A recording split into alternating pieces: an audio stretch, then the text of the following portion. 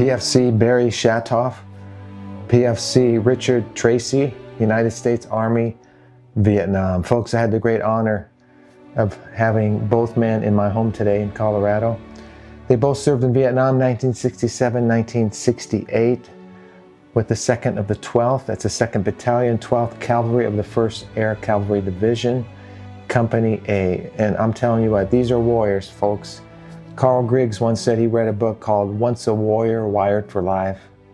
And I had true warriors in my home this day. It's been an honor and a blessing to have them here. And why are veterans traveling across the country to come here for me to interview them?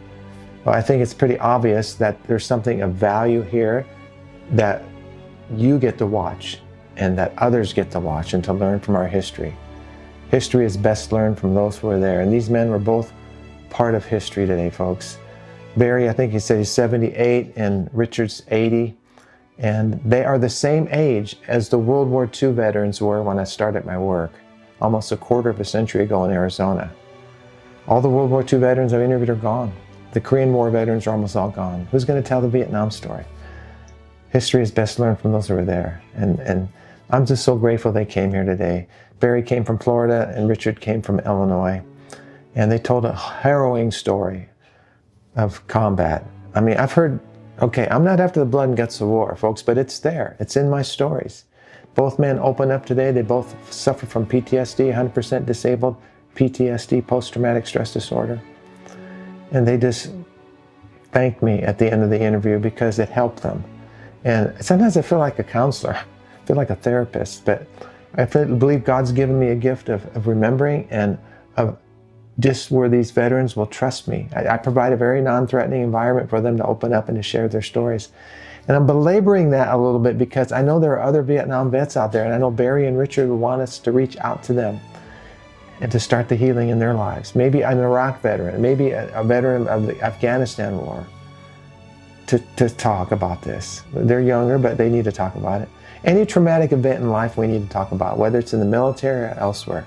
It's good to talk about it. And folks, my home, I open it up as a haven for our veterans to come. And I invite you to come and look into this camera to the Vietnam veterans that are watching this, that I get comments from in my videos, and I ask them to step forward and to share their stories. You need to do it. Nobody else can do it for you. And it's good for you to do it. Richard and Barry both opened up to me today and they told me some stories. They served with LZ Leslie and LZ Ross in Vietnam. And Barry fought at Dak To also, but just the NVA attacks, it sounded like Korea, the wave attacks in World War II. It sounded like the Chinese coming across the 38th parallel and driving the army back. Folks, they were overrun and they survived, and they told how they survived.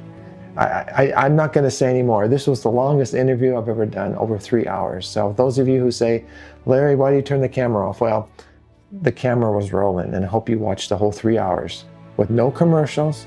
I want you to watch the whole story from beginning to end. And that's all I'm going to say. It's a great story. Gentlemen, thank you for entrusting me with your story. I'll be a good guardian. I'll be a good steward of your stories. And I'm just going to salute both of you now for coming to my home and allowing me to turn my cameras on and to tell your stories. God bless you. I love you both. I'll be in touch with you. And I now invite you to watch these stories. Powerful story from Vietnam. God bless you.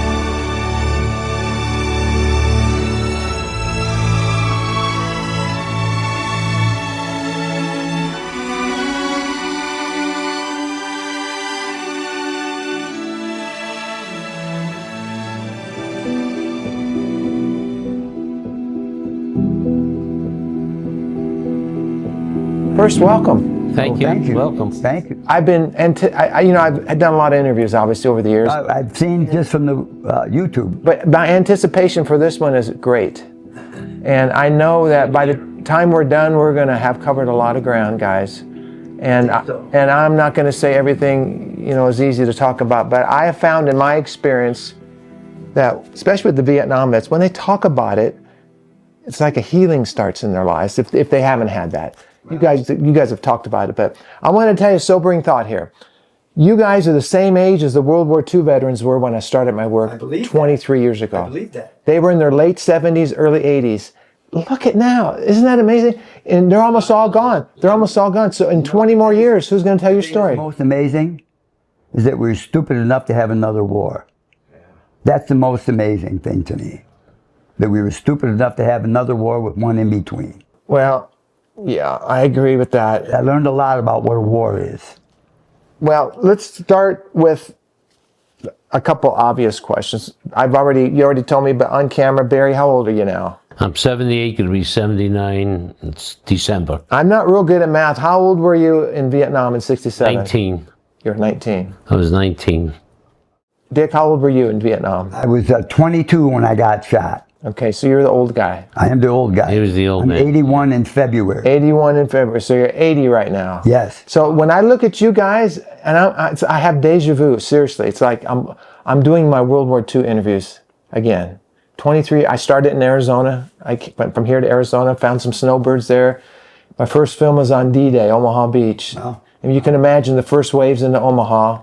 And what they Horrific. I asked one guy about Saving Private Ryan. He says, the American public really couldn't stomach what really happened in Omaha. I totally believe that. But let me tell you I totally believe that. Let me tell you this, just some groundwork. I'm not after the blood and guts of war. I'm after the personal side of how it changed you, how you came home and transitioned into society. But obviously, you can imagine the stories I've heard. Right. Yeah, so... I think that all wars are horrific, no matter what war, World War I, II, our war, everything in between, and what goes on now in the Middle East. War is war. As soon as somebody gets shot at, it's a different ballgame. Yes. And it's not like a John Wayne movie where you curl up and look like you're in a sleeping baby position. It's horrific, and that's the differences. Well, and today, our kids, and I go into schools, I talk to kids, you guys, you know what? And for an hour, I shock them into reality that war's not a video game. Right. Today, war is a video game to these kids. Absolutely. We're teaching kids how to be in war today. Yeah. With games. But you were there. You guys are the real thing. You saw it. You know what it is. You can talk about it. Well, when my kids started buying video games, they had war games, and they get shot and die, they would I guess a respawn is what the term was in those days. And I told them, I said, in real life, there's no respawning. You're dead, you're dead. Right. So they don't get that. They don't really understand. They don't get that. You don't hit the button and start over. Right. When did you graduate in high school, Barry? 64. And so Vietnam wasn't even going really then? It was just starting up. My mother, she would look at some of the war films and say, oh my God, hopefully it's finished, nothing escalates. She was terrified that I would be going. And my whole neighborhood, we all went to the same college after high school. And we had the bright idea in '66 to take a little time off from school and travel the world. We had no idea what was going on, really. We were just young, dumb kids from the Bronx. And my best buddy, Armando, who's still my best buddy today, and 3 other friends of ours, we dropped out of school to go traveling. And as we were making our traveling arrangements, we got our draft notice. We got hit with the 60,000 person draft that year, '66. And August 6th, my first day in boot camp. Where'd you go to boot camp? It was Fort Jackson, South Carolina. And you guys just didn't know what you're getting into. Had no idea. We were just curly-headed, uncouth youths. And we get off the bus in Fort Jackson, and it was pouring rain, and we saw our platoon leaders there, and the sergeant, the Smokey, and the captain, and they were out in the rain but they were in their khakis, starched. The rain was bouncing off their khakis. And right away, Smokey started yelling and screaming, get off the bus. And that started our Army experience. And then we lined up in the rain. We had no idea. In the rain, pouring, we were soaked. It didn't matter. You were in the Army now. And that's the way it was. You were like 17? I was 19 at the time, yeah. Going to be 20. And the next day, Smokey said, you're going to get your Army haircut. And that was it. Everybody got dressed the same. They put us in a barracks with 50 people. And it's funny because coming from the real world, you had privacy. Now you're sleeping in a barracks with 50 people. And like, oh my God, when do I go to the bathroom without anybody seeing me? Well, everybody waited as long as they could. 2 o'clock in the morning, we all ran to the bathroom and we all started laughing at each other because here we are. You're sitting on commodes open, no covers or anything, and urinals. And the urinal was like a big bathtub, and with the water coming down, and that's all it was. And that got everybody used to being comrades, so to speak. And you took showers with communal showers. Everybody jumped in the shower together. So after a few days, it didn't matter anymore. You were there, you were part of the team, and Smokey was your leader. Dick, when did you graduate from high school? 62. And of course, Vietnam wasn't even... So when did Vietnam become on your radar, and how did you get into the military? Well, I was drafted. However, I was the tool and die apprentice, which was considered a critical trade, and I had a deferment. But there was something about, and I think one of the influencing things, stupidly enough, was a television show called Route 66. I don't know if you recall that show. One of the guys was a Green Beret, one of the characters. And at the time, I was always sort of a dangerous kind of kid, I guess. I always thought I could do everything. And I decided that I was going to be in the Army. I was going to be a Green Beret. So I changed jobs. I changed from one place to another. During that interim period, my deferment was dropped, and I started at a new company, which the owner was a career Navy officer, and I got the notice, and he begged me not to go. He said, I know more about what this is about than you do. And he begged me not to go. But at the time, it was like, I'm going to go. I had, at the job that I had quit, I'd been working there for 2 weeks. Vietnam was on. I was, at that time, 19, and started the job, and the foreman said, I heard you're quitting. He said, you're going to join the Army. I said, yeah, I'm doing that. I said, I'm going to join the Army and go to Airborne and be a Green Beret. And he said, you want to jump out of airplanes? I said, yes, I do. And I said, jumping off an airplane, they tell me, is like jumping off a table. And we're at lunch, group lunch. And I said, yeah. And he said, well, jumping off a table at 30 miles an hour, is that jump, I said, yeah. Well, I didn't realize they don't jump at 30 mile an hour winds. But I said, I could do that right now. And he said, I'll bet you $5 I could jump off the back of your car going 30 miles an hour right now. I'd already broken this arm in another misadventure. And after lunch, we went out in the parking lot. Across the street from our factory was a large construction equipment, garbage hauler and everything. So the road in front of our shop was filled with potholes and pits. That didn't seem to matter to me. I'd been riding in the car a couple days with my arm out the window going 30 miles an hour, and I thought, this isn't fast.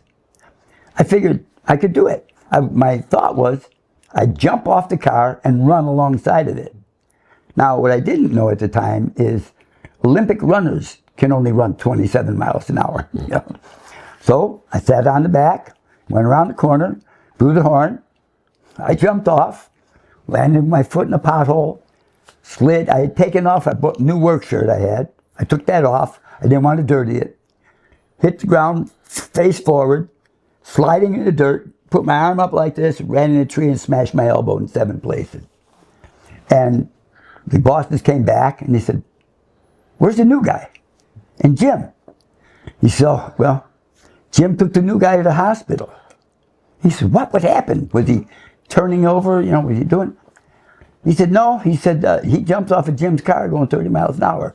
And they were like, "What?" I think I was the first guy that ever did that for them, by the way. And they treated me great. They handled all the expenses and everything. But for at least 6 months thereafter, I had a cast on, all that. And whenever they came back from lunch, the one big guy, Art Dashett was his name, a big tall guy, he would walk by the machine I was working on, and he'd stand there and he'd just shake his head like that, like, "You dummy," you know, you keep walking. So that was my introduction to wanting to be in the Army, right? Fast forward now, a couple of years, we built a drag car called the Time Machine, interestingly enough, and I quit. And I went to the new place, and he said, "I can get you the deferment. I can make that happen." I said, "No," I said, "I think I'm going to go." And I did. And I went and got drafted and ended up in like May of '67. And You went into the military May '67? Yeah. What year, month did you go in? August 6th, 67. 66. Oh, 66. Okay. So, but you didn't go to Vietnam for a year. I finished basic training and I went advanced training. And I went with the 5 guys that we all went together, got drafted together. And Armando and I were getting out of advanced infantry training, and they offered to put us in warrant officer school as helicopter pilots. And we thought about it, we looked up the records, and at that time, helicopter pilots were getting shot down all the time. So we figured that we'd rather be on the ground as opposed to being up in the air getting shot.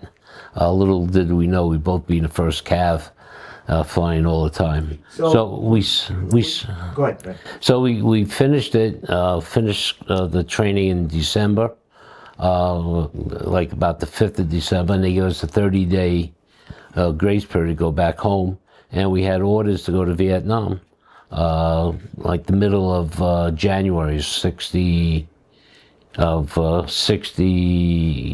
shouldn't say that. Yeah, 67. We were in the middle of January '67, about the 10th, 15th in that period of time. And we got there, so 5 of us all got the same orders. And we flew out to California. Yeah, tell me about the flight over. The flight over to Vietnam, we went AWOL first for a week. We figured we'd party. So I'm AWOL now, right? And there was a boat that was taking our group to Vietnam. So it was a 30-day trip. But we missed the boat because we were AWOL. And then when we signed in a week later, because the San Francisco people were partying with us, they were paying for everything. It was really wonderful. They said they were looking for us. The MPs were out looking for us. And, well, we're here. Well, that night they put us on a jet and flew us to Vietnam. We were there the next day. Some of the guys remember the flight. Do you remember anything about the flight? The flight was a miserable flight. It was on an big Air Force jet. It was ice cold. We sat on like strip benches. We made one stop at Wake Island. 3 o'clock in the morning we got in. You couldn't see your toes. It was so foggy. And it was a refueling stop. There was no place to eat or drink or anything. They gave us a bottle of water and put us back on the plane when the plane refueled. And then we flew in, I think it was Saigon, a few hours later. And when the doors opened up, it was noontime and it was hot. miserable and bright. We couldn't see. With all the noise in the jet, I could hardly hear anything for an hour or so. And they ushered us into a mess hall so we could get eaten and get refreshed. The only problem was all the food was spoiled, the milk was curdled, all the drinks were curdled, and so we didn't have anything. And then they brought us to a line, and we all stood together. And on that line, they were sending people out to different units. So it's typical of Army, it's just 1, 2, 3, 4, 5, and so on. So when they got to me, it was me, Armando, and this is one of the two brothers, DeSantis brothers, Angelo. We all went to the 1st Air Cav. Then it was Larry Fitzgerald, one, and one went to 37.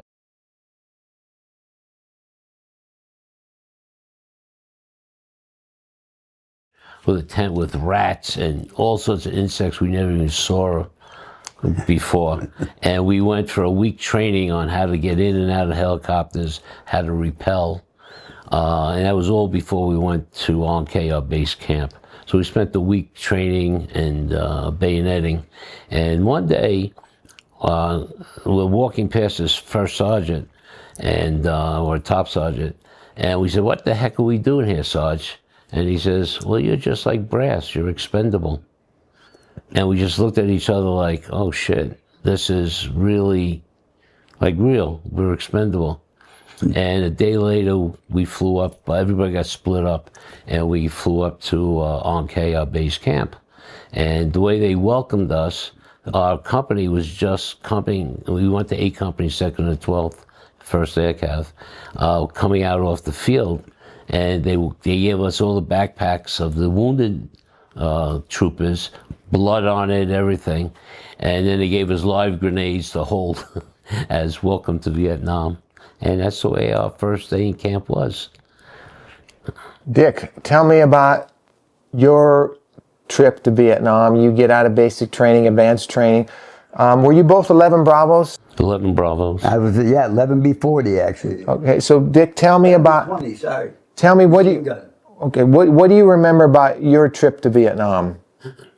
Well, I went to Fort Leonard Wood, Missouri for basic, finished basic training, and volunteered for airborne because I wanted to jump out of airplanes, as we've already talked about.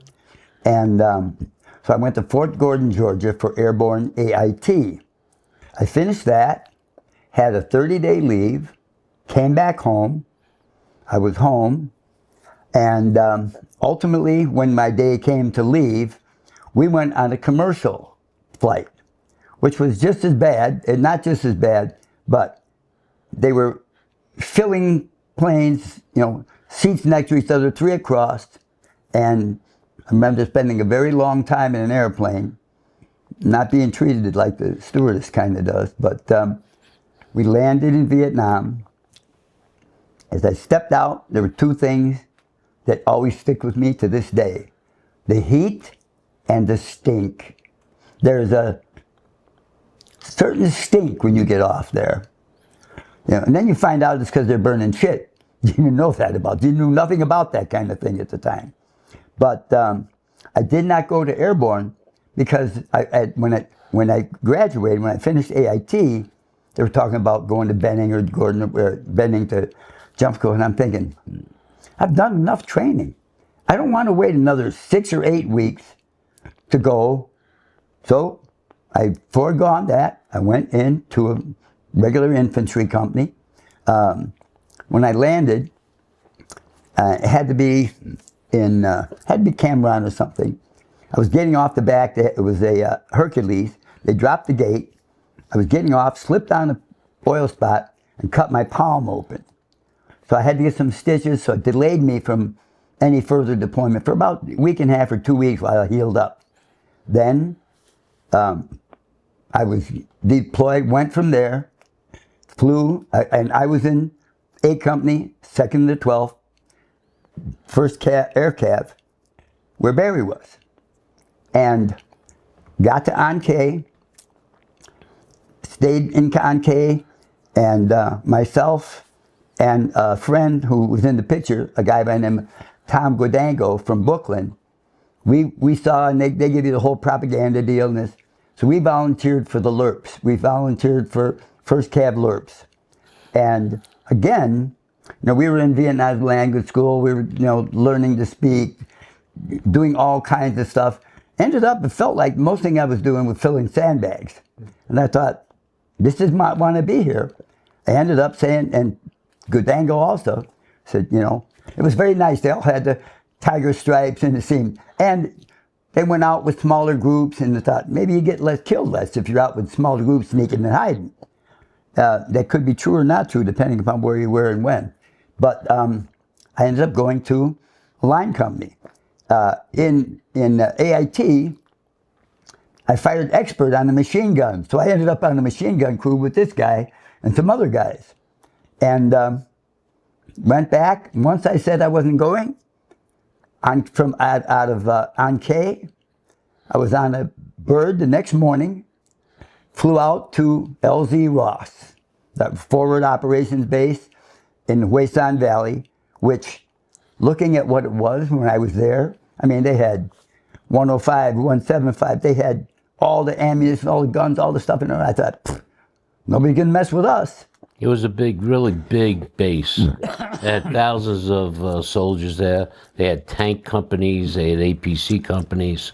It was a major hub for the Quezon Valley area, which covered Da Nang and Quezon Valley. Quezon Valley... In I-Corps. Oh, yeah, in I-Corps was a very long valley that we took over from the Marines. And it was a rough valley to deal with. Yes. But was Ross bigger than Leslie? Oh, way bigger. Leslie was a spot. Was the spot. It was on Hill 138, which was just two little humps with a saddle in between. Ross must have been a mile or two diameter. Ross was giant. Giant. It was a giant. Different, way different. Geographically, if we were to draw a line, North Vietnam, South Vietnam, what did they call the dividing line of the countries? The 38th parallel? DMZ. Yeah, okay. DMZ. So how far south are you from North Vietnam? Are you way down by Saigon? Where were you? Oh, no. Well, maybe 30 miles off the DMZ, maybe less. Yes. No. Central Highlands. Central Highlands was where Ankh, our main base was. Yes. That was in I-Corps 2. Okay. But where we went above that. I don't know what the demarcation line is between 2 and 1, but the Marines really were all in 1, I-Corps 1, and we went up there to relieve them because they were doing the Quezon deal, so they needed more soldiers. So we took over. Quezon Valley was just below Da Nang, I guess, right? I thought it was actually above Da Nang, honestly. Yeah. But it's long time ago. Do me a favor. I feel like, okay. Dick, what month, if you can remember the day, what month and day did you start your DROS? What month did you start your time in Vietnam? Was it January? What? It was. You remember? Because you were there not even a whole year because you got wounded, right? Right. So do you remember when you first got there, what month and what year? It was 67 or 68? It was before Thanksgiving. Okay. I'm going to say after I don't know. Well, how long were you there before you got how long before you got wounded? How many months were you there? Well, 2.5 basically. Yeah. Well, so you were there 2.5 months. So you got wounded in January. So we're talking. You got there October, November then? No, it was right after Thanksgiving. Yeah, it would have been that. It would have been just around Thanksgiving is when he got there. 67. Right. What was your month and year of getting in Vietnam? January 15th or so. 67. So you were there the whole year. He doesn't get there till Thanksgiving, and then you guys met up at Ross. We'll get there in a little bit. We're not there yet. We met up no, not at Ross. At Leslie. But when you came in January of 67, you're the 2nd of the 12th, 1st Cav, right. Company A. Company A. You're there. He comes 10, 11 months later. Right. Same company. Same company. Okay. So yeah, he was a replacement. Okay. So when I got there in January, we did road duty on the road from Alke to Play Coup. So the company had just come off the field. So that was their rest and recuperation was guard duty on this road. So we spent a few weeks there, and I guess the month of February, and then beginning of, or almost mid-March, we got orders that we were going to do the first night air assault in Vietnam. So I had never done an air assault before. Why not do a good night air assault? Had no clue, hadn't seen dead bodies yet. Didn't really fire my rifle except at a bird or two, you know, for target practice. But the night air assault came, and it was full company and a half, I guess, strength. And we were flying into a wet rice paddy. And as we were flying in, the flares started going off. Rockets were blaring, as they say. The machine gunners opened up. All of a sudden, we started taking fire in the copters, and you could hear the pinging sound coming, bullets coming through the steel. And we were about, I guess, 50 feet up. And when we started going to the skids, everybody was standing on the skids. Well, unless you know how to stand on a skid, I'm looking down at these guys like, are you crazy? And then all of a sudden the guy next to me got hit and blood's all over. And so I jumped on a skid like everybody else, but I was holding on with my arm because I was terrified, and it became real. It became real. And we had a 60, 80-pound pack on. I had at the time, as one of the machine gun crew, I had it over and under. So I had a 79 launcher underneath my M16. I carried 25 rounds in a bag around my neck, plus a couple of hundred rounds of machine gun M60, plus 200 rounds of M16. I was loaded, plus claymores and grenades. When I jumped out into the wet rice paddy, I just sunk right in, up to my waist. And that's where I lay the whole night, getting shot at. Bullets were flipping by me, and I couldn't get out. Every time I tried to get out, I sunk deeper in, so I just lay there. And I almost got hit by a helicopter coming in, landed probably 10 feet. One guy stepped on me as he was getting out, you know, and he thought I was dead because I was just laying prone. And it wasn't a couple hours later that our company came back to look for dead and wounded. And I heard my friend Armando talking. He said, oh, how am I going to tell my Barry's mother that I didn't save his life and that he died? And I said, no, I'm over here. I didn't die yet, so you don't have to worry about it. Come get me.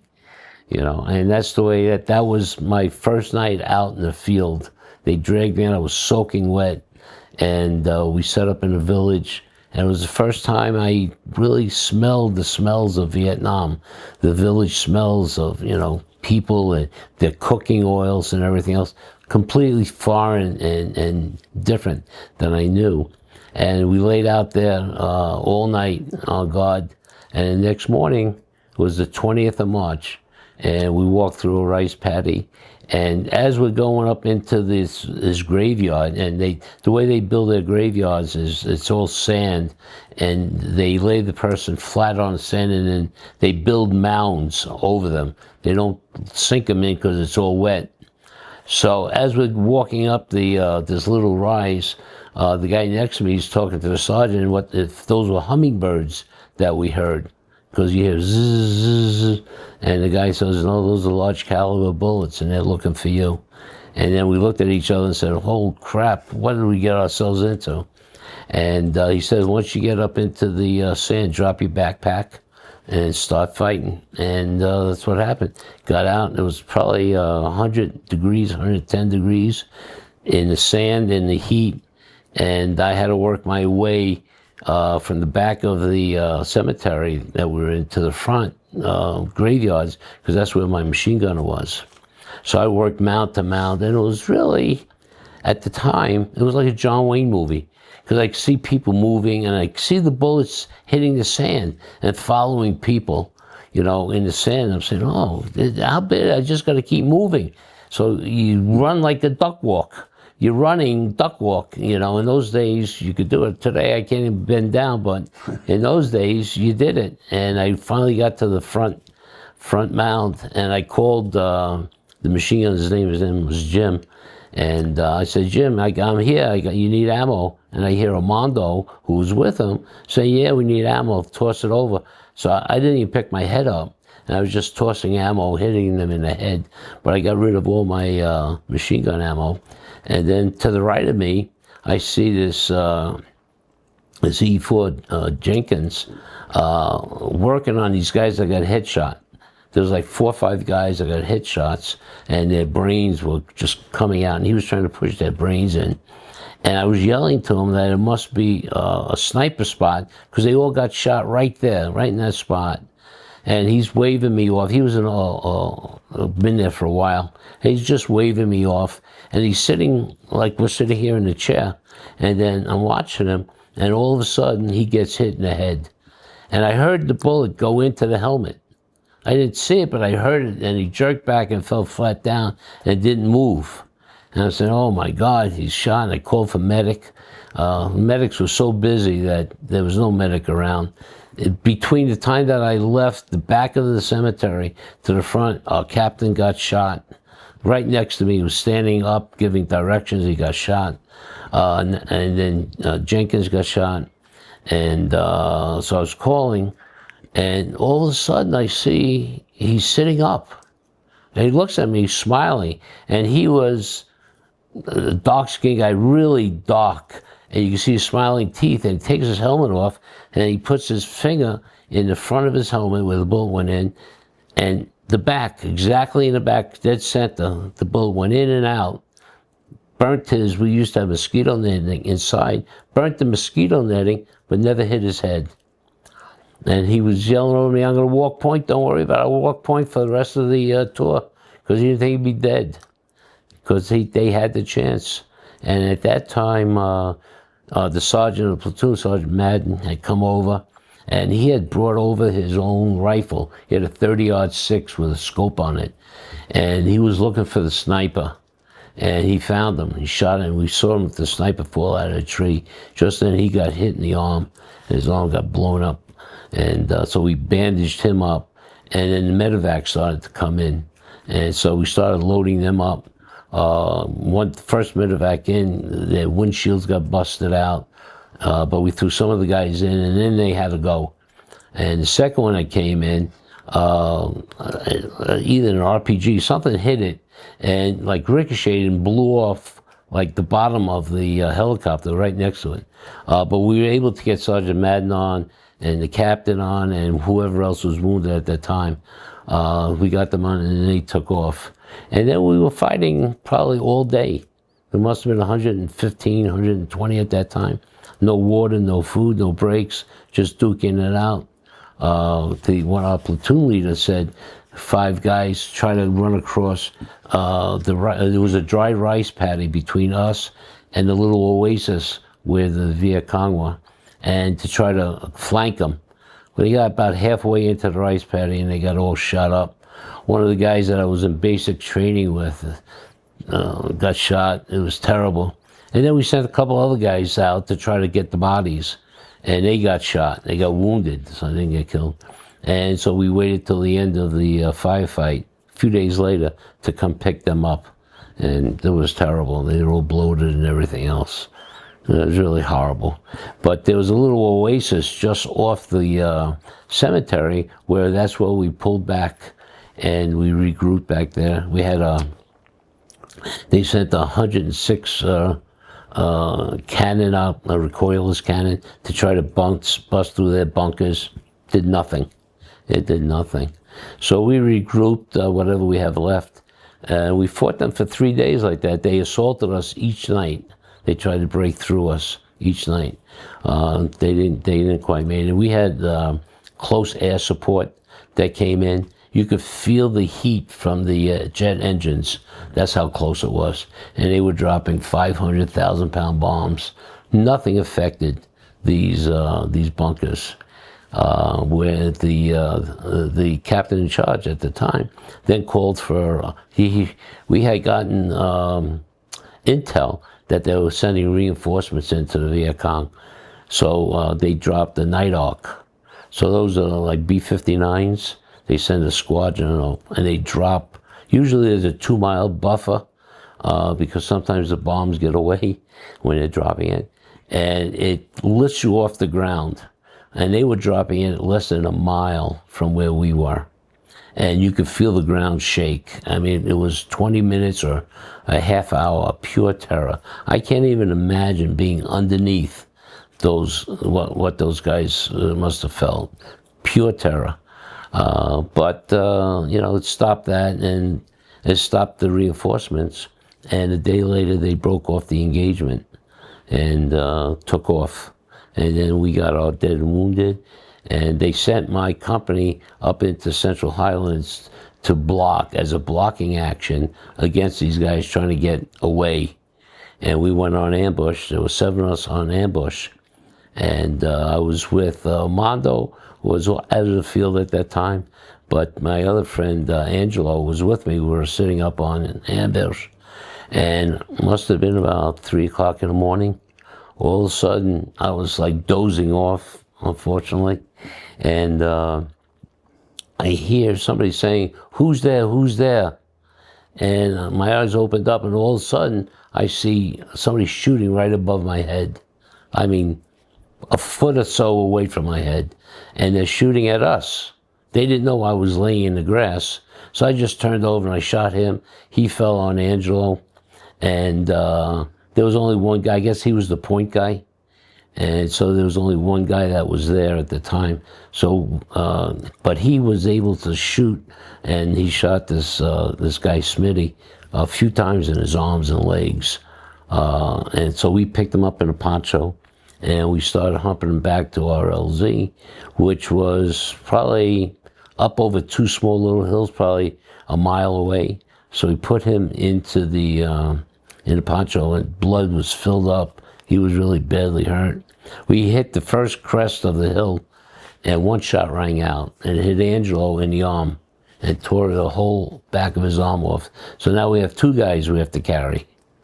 And so we carried them back probably almost a mile, and they medevaced them out. And they both lived. I thought Smitty had died, and you fast forward 50 years later, I went to a platoon reunion, and we were talking about that fight, and I said, "Yeah, poor Smitty, he didn't make it," and he was next door in the room.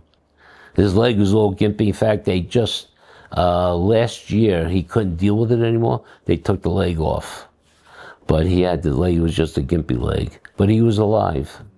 So, yeah. That, just to follow up, when you were doing those medevacs were coming in, wasn't there an instance where somebody's head was taken off by one of those, something flying off of the helicopter? Or was my thinking of something else? Okay, we'll talk about that later then. Okay. Dick, let's talk about your first time in combat. You weren't there long, but do you remember your first engagement and the first time you were in combat? Well, after we quit, after Guadango and I thought I'd be with him. After we quit LERP school, he ended up going somewhere else, and I never saw. So that was we were there about 3, maybe 4 weeks in LERP school before we went and joined. And I got back. I was at Ross, actually. And that night, they sent me to the field. It was funny, because here I was at Ross, got put on a chopper, taken out to meet up with these guys. That first night, we're standing there was a chow line, people getting fed, because Cav had aircraft, and we used to get hot meals occasionally in the field. And the very first night, a guy about 4 people away up in front of me got shot in the head by a sniper in the chow line. So that night, we got a lot of H&I fire, harassment, interdiction fire, they call, and all night. And a grenade or something went off in front of me and broke my glasses. So then I had to put my sunglasses on. So we leave at literally old dark 30, and I can't see a thing because it's black and I got sunglasses on. My first night, I had prepared to feed a village of Vietnamese for 20 years with the food and stuff I brought. And I'm humping this thing, dying. I'm walking with my hand on this guy's shoulder in front of me. And he steps off off a dike into a rice paddy. I didn't see it. I step into the air, fall over, land on it in the back, filled up all this sand and stuff, got up, put it back on, and we leave from there and went back to Ross. I thought they could have just left me overnight, right? But then I had joined the company, and the first shooting stuff was sporadic. Occasionally, we'd take sniper stuff all the time. We'd hump a valley, climb to the top of a mountain every night. Next morning, same, across the valley on the top. And I think on the first air assault, it had to be the first one, we'd come in, and an air assault is pretty impressive because it's loud, noisy. You're just watching the wood line and the banana trees and stuff fold up in front of you. We come in and you're off the ground, you're loaded up, and you're standing on the skid and they're telling you jump, and you're, 6, 8 feet off the ground, maybe further, and moving, and you got to unass the bird. Jumped down, got out, got stuck, got out. We go back, fight the village, but we didn't find any active NVA. We ended up shooting a kid who turned out to be a young kid hiding. He was just hiding, not shooting at us or anything. And we then pushed on from there. We ran into pretty significant, pretty often, what I'll call skirmishes that could last, 10, 20 minutes or a couple hours, just depended on where you were and when you were. As I said, we were then pushed up, and it was getting to be Christmas time. And I don't know if we shot those guys up or not, but then we went back and they were all buried, or they were all kind of in that field when they got the intel on Leslie. Right. Somebody else shoot them, or do we shoot them? No, somebody else shot them. So we're going through the village, and there was through the bush, and there was a really horrific smell coming. Get off the trail, we're walking in, and walking across a blanket of, looked like cockroaches that were like crunching poppers under your feet, bubble wrap. And there were about 6 guys buried. One guy, was arm was out of the grave. He was pretty well eaten up. But we captured intel, battle plans that talked about, we got sent on to Army intelligence and stuff, and the battle plans dictated an assault that they were going to make on New Year's Eve.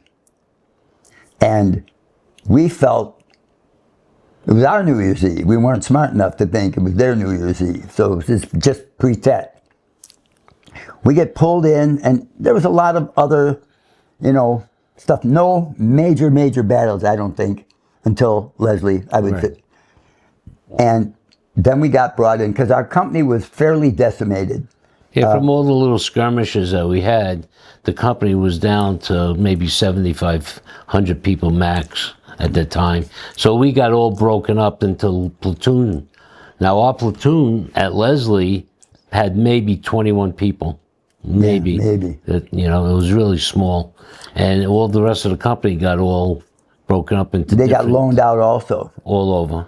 So we got put on Leslie, and we were on Leslie in preparation for this attack that was supposed to happen on New Year's Eve. And so we were there. We had to be there 3 weeks, maybe even 4 weeks. Yeah, we got there probably after the 15th or around 15th of December. Could have been, yes. And the first notification we got was Christmas Eve, and then the intel came about New Year's Eve. So we were preparing for this attack, and we thought we were doing that. We blew back the wood line and paddy stuff about a click, and we had 3 rows of triple strand concertina that we had strung around the entire perimeter, filled with trip flares, trip grenades, and everything else. And Christmas Eve comes and goes, and we knew then it wasn't Christmas. And then New Year's Eve, we were very ready. Everybody was awake. H&I fire all night, random noise and shooting into the air, no air outside, just killing everything, shooting at ever you could. We spent a lot of time prior to that humping villages and going on, burning shacks, burning supplies and all that.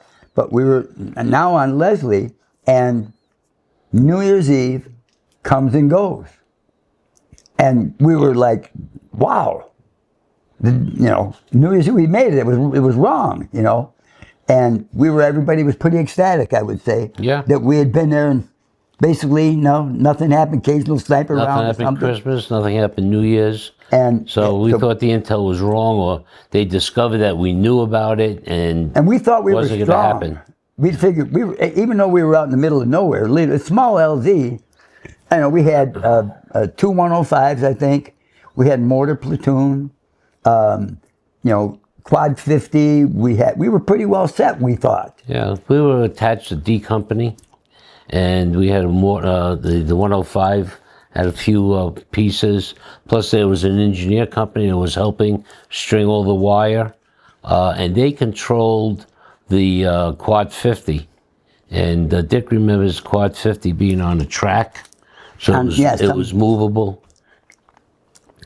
And like Dick said, we thought that we were prepared. We had set our claymores up and booby traps, and I used to collect punji stakes.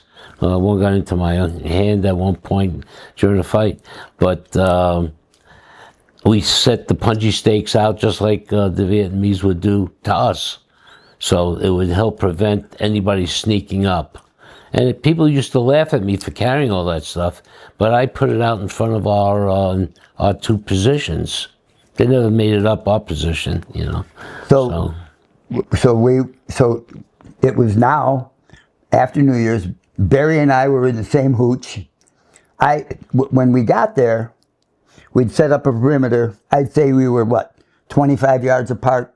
The bunkers, our foxholes and stuff. 25, yeah, probably in that realm. Yeah, there were Leslie was 2 little hilltops. It was Hill 138 with a rock saddle in between. Where the rock saddle and I guess it would be the north or the south west perimeter was all D Company, and then Dick and I were on the south bunker with our platoon, where we had 2 bunkers. We had the Ron bunker and the other bunker, and then our bunker. And our bunker was just on the slope going down into the saddle. So we had a blind spot, and Dick was in the outside bunker, the outside foxhole, protecting our rear because it was a blind spot. So when we were setting up, I was trying to dig a foxhole, but I got down a foot, and it was solid rock. So the best thing we could do was bag. We bagged it in, sandbagged the whole thing in, maybe 3 or 4 bags high, and maybe even 5, I don't know. But there was another guy that was supposed to be in that position with me. And then, like I said, we were, laughing and joking. The night, then I was on guard duty, Barry was on guard duty on the other side. Barry was in the bunker up at top, and I was in the foxhole, which would have been, I don't know. If you're looking east, he would have been south of, just to the right of us in the bunker. Yeah. And we were on the east north side facing the valley. There was a valley in front of us. Right. On the west side, it was hilltop. The mountains were there, so D Company had cleared out as much as they could, but it was still pretty close. It was a sloping valley coming up towards us. And then we had other A Company guys in positions, and then so here's me, another foxhole, 20 yards away, whatever, or less, another one, and around, I think we had about 10 on that side altogether. Well, 3, 4, 5, 6, yeah, about 8, 7, 8. 7, 8. Yeah, including the D Company with their mortar bunker that was on the other side of the berm that split our hilltop. And so we're there, and the third kind of pulling guard duty. Get up, it's got to be, I don't know, 1, 2 in the morning, and all of a sudden, we started taking fire, and the sound, and I see they came in to the perimeter from our area. They came up that slope into us, and we had, how many guys you figure? We had 150, 20, 120, 200 maybe. That one. At Leslie, our guys all together. Oh, all together? Yeah. No, I don't know if it was 100 guys. Not even 100 I don't think it was 100. But before that, we were both in a hooch after finishing our guard duty, and the mortar bunker blew. And it knocked us up about a couple of inches. And we looked at each other, and he ran to the foxhole. I ran into the bunker. And then all of a sudden... Pop the green flare, because we were breached. And then we could smell gas. So we thought they were using tear gas against us. Little did we know at the time that it was flamethrowers that they were using on the other side to come through. But there was CS also. Maybe it was ours. Somebody blew it up. That one. Maybe. But both of us ran back to the hooch to get our gas masks. And we got there. We look at each other like, you dumb assholes. What are you doing at? Meanwhile, our hooch is being peppered with gunfire. Yeah. It was shredded to like Swiss cheese. Yeah. And so we both left and ran back to our fighting positions. And that was a funny part. Yeah, looking back, it was funny that we ran back for our gas masks. And but it wasn't too funny. It was pretty stupid. We could have got killed doing that. I end up in the foxhole, or the bagged-in foxhole, and then there was a guy that's supposed to be in there with me who didn't show. He apparently he went back and went in the bunker and kind of folded up in the corner. Yeah, he had gotten a Dear John letter just before the fight from his wife, told him, get lost, die. Don't come back home or whatever. So he couldn't fight. He was really useless. And it cost him his life a little later on. But with that situation, we started getting personnel coming up through the next foxhole over from me, and almost all of them, 8 more around.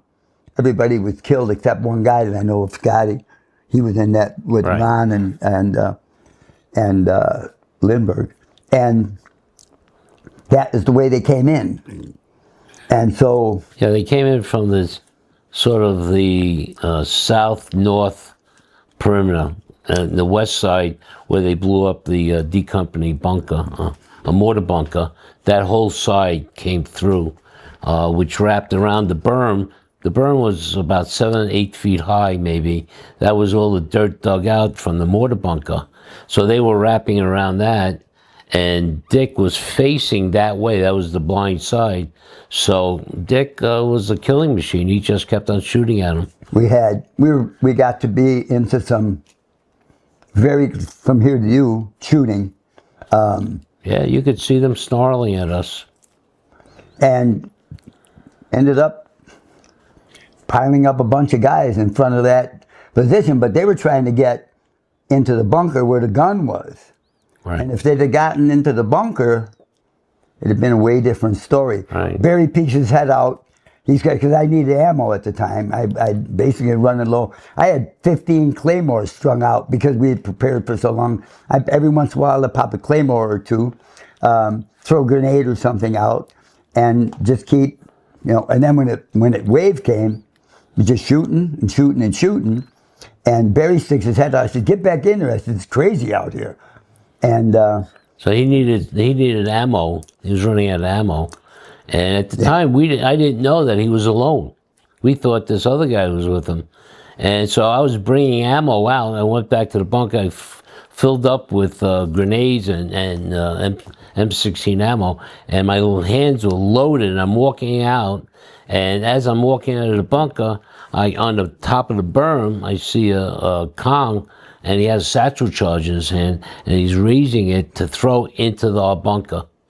And just as he reached the apex of the throw, Dick shot him and saved my life, saved everybody in the bunker. But the satchel charge was starting to come, and must have landed 15 feet, maybe 20 feet in front of where I was. So in that little circle, Dick's foxhole was maybe between you and I. That's the distance. And blew back all the sandbags. It blew back all his sandbags, blew me back into the bunker about 10 Knocked feet. me down. I was semi-conscious. I had blood coming out of my eyes and nose and ears. I could feel people shaking me, but I wasn't really cognizant of anything. I thought I was dead, actually. But I could feel people saying, "You okay, okay?" And a couple of minutes later, I guess I woke up and I became conscious. And they let me alone. They said, "Yeah, you're okay." But I was still groggy, and I said, "Anybody bring the ammo to Dick? He needed ammo." And they all looked at me like, "No, we're not going out there." So I was still groggy. I got up, and the guy goes, "Where you going?" I said, "We got to get ammo to Dick. He's needed." He said, "No, we're not going out there. You can get killed." Yeah, we're in a firefight. You could have gotten killed. Right. So I staggered out. I'm still groggy, and I get to the entrance of our bunker, and I see all the ammo. Thank God it didn't blow up. And I started tossing it up to him, and he says, "I need help." And the guy wasn't there. And as I turned back into the bunker, because I was going to get more ammo for myself to go out and help him, and I saw the guy sitting in a corner. I said, "What are you doing here? Dick needs you." He said, "I can't fight." Later on, I found out why. But this fellow Scotty came from one of the other bunkers. He came running towards me, yelling, "Don't shoot! Don't shoot! It's Scott!" And I saw him. I said, "Come on, get in here, get some cover." Yeah. So he was the only one that really escaped. Everybody else either got killed or wounded. And I was picking up ammo, and Scotty goes, "What are you doing?" I said, "I got to go join Dick. He's out alone." And he goes, "I'll do it." I don't know if he knew that or cared if I was a short timer, because in those days I only had maybe 10 days left in the field. Barry had only about 10 days left in country. And he said, "I'll go," or he was guilty that his bunker got blown up and he survived. Not sure. We never discussed that. So I said, "Okay." And I said it didn't matter, because if he got killed and Dick got killed, we wouldn't have made it. They would have blown us up too. So it really didn't matter at that juncture who won out. It just didn't matter. So Scotty went out, and I went out outside, and I gave situation reports to the CP, where I was just down in the saddle, in the valley, and the saddle was behind him by the quad 50, and I couldn't understand why they weren't answering me. And little did I know that the quad 50 had been taken over by the Viet Cong, and they were shooting at us in the bunker and everything, and you could hear the bullets hitting the bunker.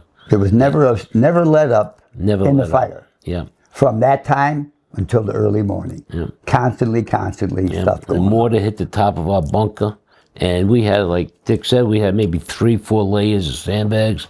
That's probably the only thing that saved the bunker from collapsing in. And Dick's yelling at me, "Get back in the bunker," and I was by a little outcropping of rocks, and then all of a sudden there was a big explosion, and I got knocked back, and it was the ammo dump for the howitzer. Right. And knocked him down, knocked me down, and you're talking about 50 yards, a good 50 yards away, up on the other hill.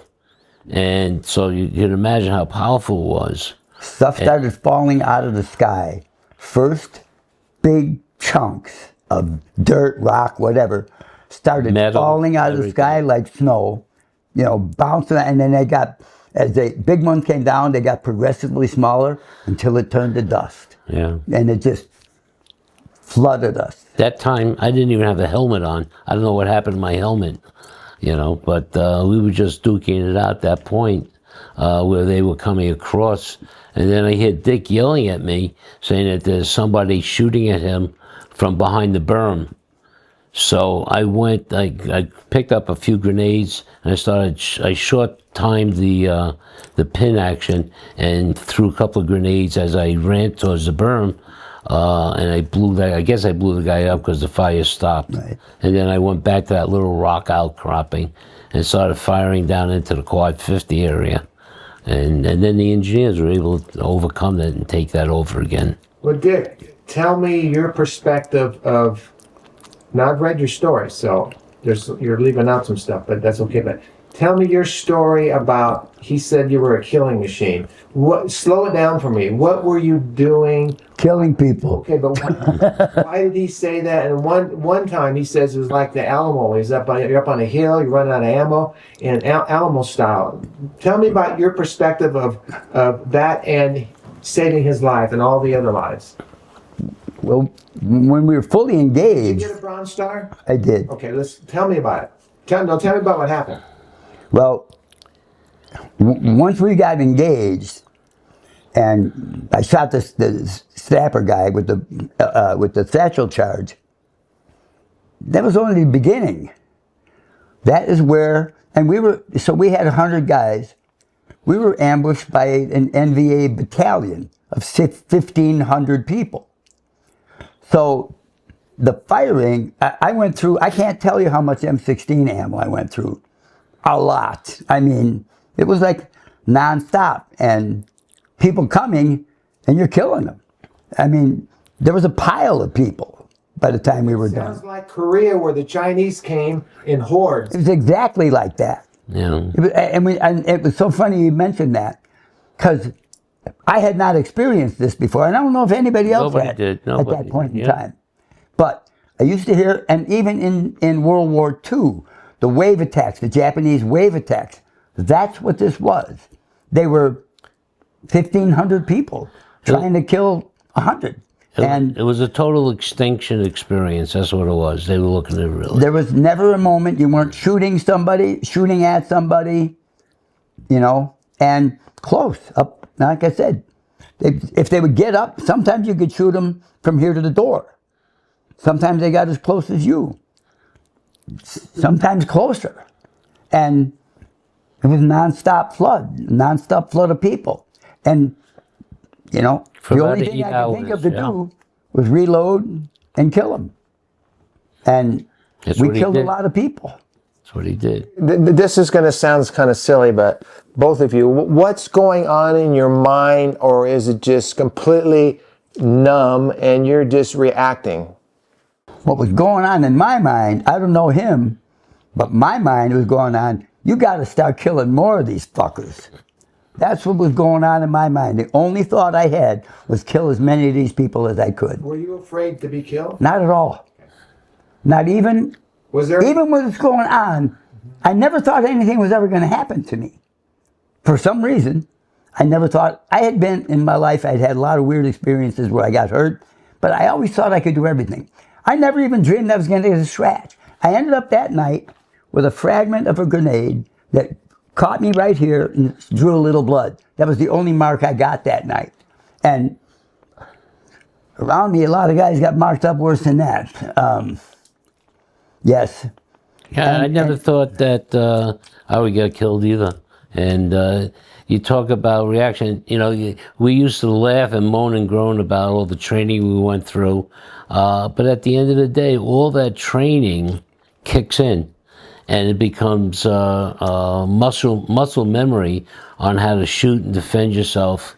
And when they're as close as you are, and they're shooting an AK-47 at you, and you see the bullets, you know, everybody thinks, oh, you're just shooting and people die. But you have to aim, and bullets start flying all around you. Right. As a soldier, I mean, it's our job to do that. That's our job, is to kill people. And especially when they're trying to kill you and they're that close. And the way Dick and I reacted was just muscle memory and just give us enough ammo to shoot people and defend ourselves. Was I ever scared? I wasn't scared during the fight. We were a little frightened before. Yeah. You don't know what, anticipation, I guess, fright. And, you know, you reflect on it afterwards. But during the fight, if you get scared and hide, you die. You die. That's all it is. You die. So, as soldiers, we fought muscle reaction on all our training, which at the time, you think is crap, but it really saves your life. And I was a very good shot at the time. And we were close enough. If I aimed at you, you're supposed to aim center mass. I was a center mass and above guy. Shot a lot of guys in the head, and they stopped, you know. And The only time I got scared, frightened, upset was in the morning.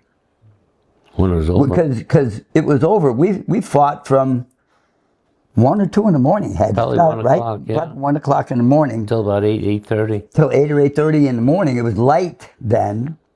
I knew the guys were hurt or dead, and it turns out they were mostly dead, in the line of foxholes down from me. And I began feeling terrible about myself for not having done more. That I didn't go out and kill them. But the reality is, had I done that, I'd have been dead.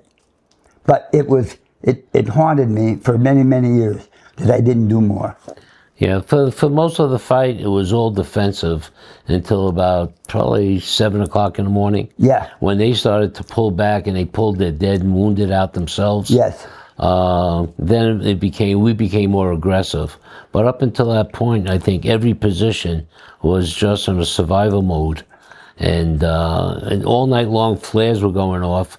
So you could actually see these people. It was really bright. And but it worked both ways. You saw them, they could see you. But it helped deflect some of, I guess, the anxiety of not knowing where they were. Right. Because they were there. I mean, they were swarming. I had about 6 or 8 laws. Law is a light anti-tank weapon. It's basically a rocket launcher you extend. And I was actually very good shot with those. And as these people were going, I kept dropping laws into the middle, tried to get to the lead of the group, and definitely got some then. But the laws are not really they're not good. They're not anti-personnel, but not I was using them for anti-personnel. Because when they landed, they would kill you. So it'd be okay to say that Ross was overrun. This was Leslie. Oh, we're talking Leslie here. Leslie. I'm sorry. Yes. I'm sorry. Okay. Ross at the time was attacked as well. This is Leslie. Yeah, as well as another base. They were both attacked. Do you think Jerry McNally was there? You're saying he was a newbie, Company D. Do you think he was there at this fight? I don't looking at Jerry's video, I don't think he was there at that time. Okay. There was one of the other videos you did. Yeah. The fellow was there. He joined D Company that day. That day. Yeah, but it wasn't we Jerry. were there for 3 weeks, 4 weeks, prepping the area. So this is a battalion of NBA of 1,500. This is a tremendous fight. This was a tremendous I mean, from a historical standpoint, I doubt if anybody would even have any recollection, unless you were in the military. But, I mean, they made a big deal out of Mel Gibson's movie, Albany and X-Ray, and this, that. This sounds like a battalion force of NBA. That's 100 guys. Yeah. How many did you lose? And tell me about some of the people you lost that night. I think overall, I don't know if there was about 20, almost 30 guys of us got killed. And amazingly only that many. Yeah, and the rest were wounded. I mean, our platoon had 20 guys. I think there was only 8 of us left walking. The rest were either dead or wounded. After the fight in the morning, Dick and I got up and we went around the perimeter to try to secure the perimeter. And see what was that. And see what was left. And unfortunately, we saw a lot of guys. 2 of our very good friends died that night. Yeah, they died. 2 of our very, very good friends died that night. And we were loading the bodies on the chopper.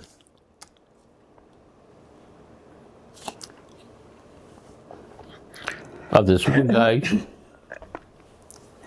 would have been the next morning. Excuse me.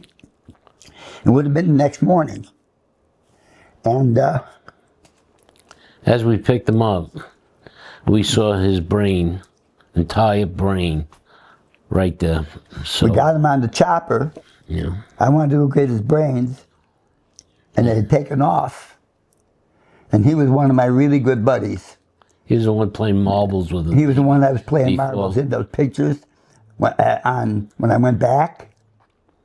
And I had that bag of marbles because the morning we were playing marbles together. And his name was Ron. And Robert, I'm sorry, Ron was the other good friend. The other guy, yeah. And I don't even want to go any further about names and stuff. But, anyway, he took his shovel and buried the brains. that were there, so we took care of that. on this piece of shit hill in the middle of nowhere for no real purpose, really. That's the ultimate feeling that I ended up with. At the years And years later, years later, when I was there, I was into it. And then at the aftermath of that day, Barry and I were split up. Barry was taken to LZ Ross. I was left again on LZ Leslie that night. Attached to a different company. Attached to a different company. We basically had no ammunition. I mean, minimal ammunition. Right. We had no artillery. We had no mortars. I kept thinking they were going to come and kill us with baseball Nobody resupplied us at that juncture, right? And so we spent an uneasy night then, for sure. For sure. That would have been the 4th of January. And then I got moved to LZ Ross. We hooked up with Barry, and I don't even know who was left. There was not many guys left. No. And what happened was they attached me, I think, to C Company. I think it was C Company. And Dick was attached to B Company or something. And I went with the guy who was supposed to be with Dick at Leslie out in the foxhole. They put me in a bunker with this guy. And that's how I found out that his wife had sent him a Dear John letter. And Dick had been going out on patrols to what was a couple of days later going to be a really bad ambush at Hill 40. But this fellow that was with us when I was in that bunker started writing a Dear John back from his Dear John letter to his wife. And it was maybe 7:30, 8 o'clock at night. It was dark. And you put a light on in the bunker, you can see that for a mile. There's, like here, it's so dark, but you can see the light in the house. So that's what it was. I told him to shut it off. He said, no, I got to write this letter.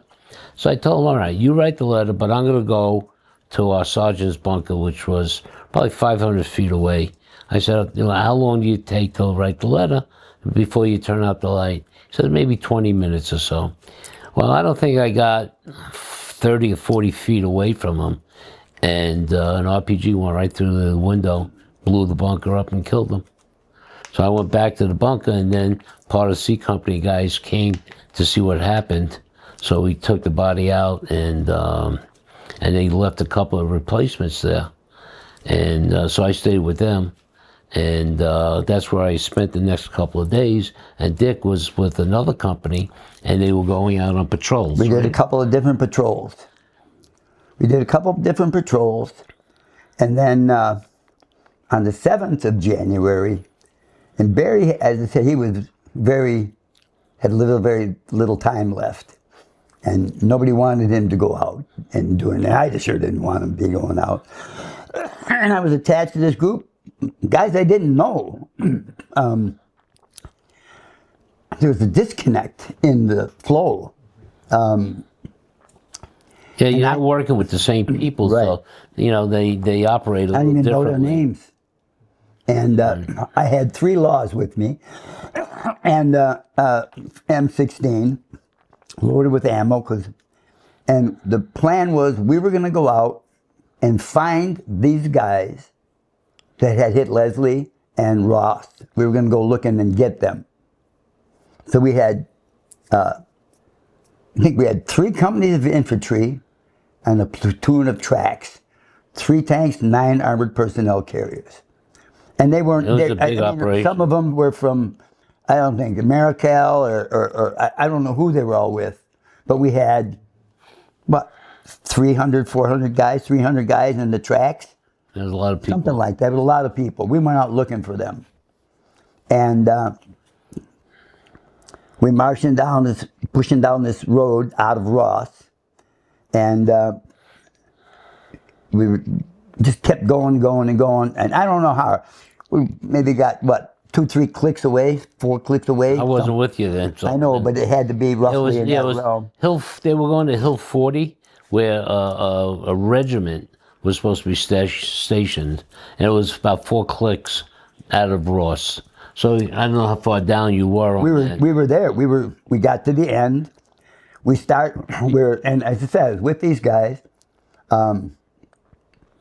We start moving in, and it was like nobody knew what they were doing. Nobody had anything, and I'm thinking, Jesus Christ, these guys don't know what the fuck is up, you know. And we start going in, and the RTO gets a call. He says, "We got 3 guys with weapons moving your way." At that time, we started advancing on where they were coming from. And we come down, there was a wood line, get through the wood line, and it turned out was a big, very open field, giant open field. Had to be, I don't know, 2, 3 acres, 4 acres. I mean, it was a big open field. The tracks had been in there. The PCs and the tanks were there. We break through this wood line, and the tracks and stuff, they're on fire. They were shooting, they had RPGs, they were shooting at them from the wood line. I'm moving towards to get out in that direction, going to the fight, and I see these 3 NVA guys, or 4 NVA guys in a wood line, which was about, I don't know, 100, 200 yards, whatever, from me, and I see them shooting RPGs at the tanks and the tracks.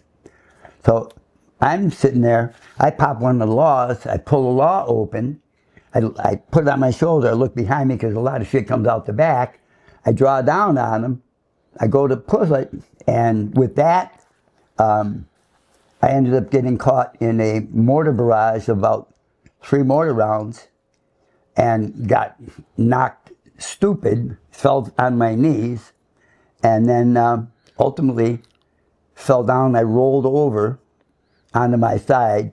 I thought this arm was broken, but it turned out it was just trashed, blew out all the forearm and the nerves and all that stuff. And I'm trying to roll over onto my stomach, and I have this leg up, and they took a bullet through the leg. And I was bleeding. I mean, I could feel the ground getting soft and all that stuff. And I died. I ultimately died in every classic sense that you can imagine. And I was elevated from this and could see what was happening.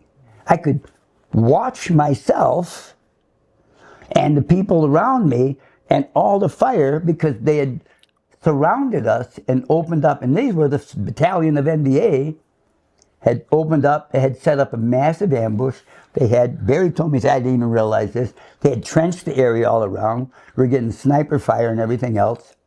And I'm like, not connected. I didn't hurt or anything. There was no pain. And it was like going up, watching this, and like up and up. And then I was in the most peaceful place I've ever been in my life. I was surrounded by people, no faces kind of thing, but I knew there were a lot of people around me. And I thought, well, being dead ain't that big a deal. And that was how I felt, because what was I going to do about it? And of all things, when I was a kid, I was very good friends with my grandpa. He was an Italian immigrant. And I'm like settling into this, figuring, well, you're dead now. And I didn't see him, but I heard him telling me in his voice, in Italian, which was actually my first language as I grew up, because I lived in the house with them. He'd tell me, you can't stay here now. You got to go back. And I said, no, sta qui con te. I said, I'm going to stay here with you. And no puoi stare qui ora, devi andare ora, like now. And with that, I wasn't in that happy place anymore. And I almost felt like I was falling. And then I felt like I landed with a thud. I felt like, but at that time, it was just everything that didn't hurt before, that all hurt. And the end result, I'd lost all this. This hand was broken. I had a bullet hole in my leg. I had my back up and down. I had a shot across the spine that if it would have been a quarter-inch deeper, I'd have still been in a wheelchair. And I had a hole in my side that you could reach up and grab my lungs in. Had both kidneys damaged. Lost half a liver. I was pretty fucked up. And I'm sitting there, and there was a guy behind me, I don't even know who he was screaming and screaming. Next thing I know, we had a medic who was a Vietnamese medic. Hoi Tin Lao was his name. And a medic and an RTO said, "Trace, can you make it to the tracks?" And I said, "Dude, I'm fucking dead. I'm dead. Get this guy that's screaming." And they said, "We got him." I said, "I'll die."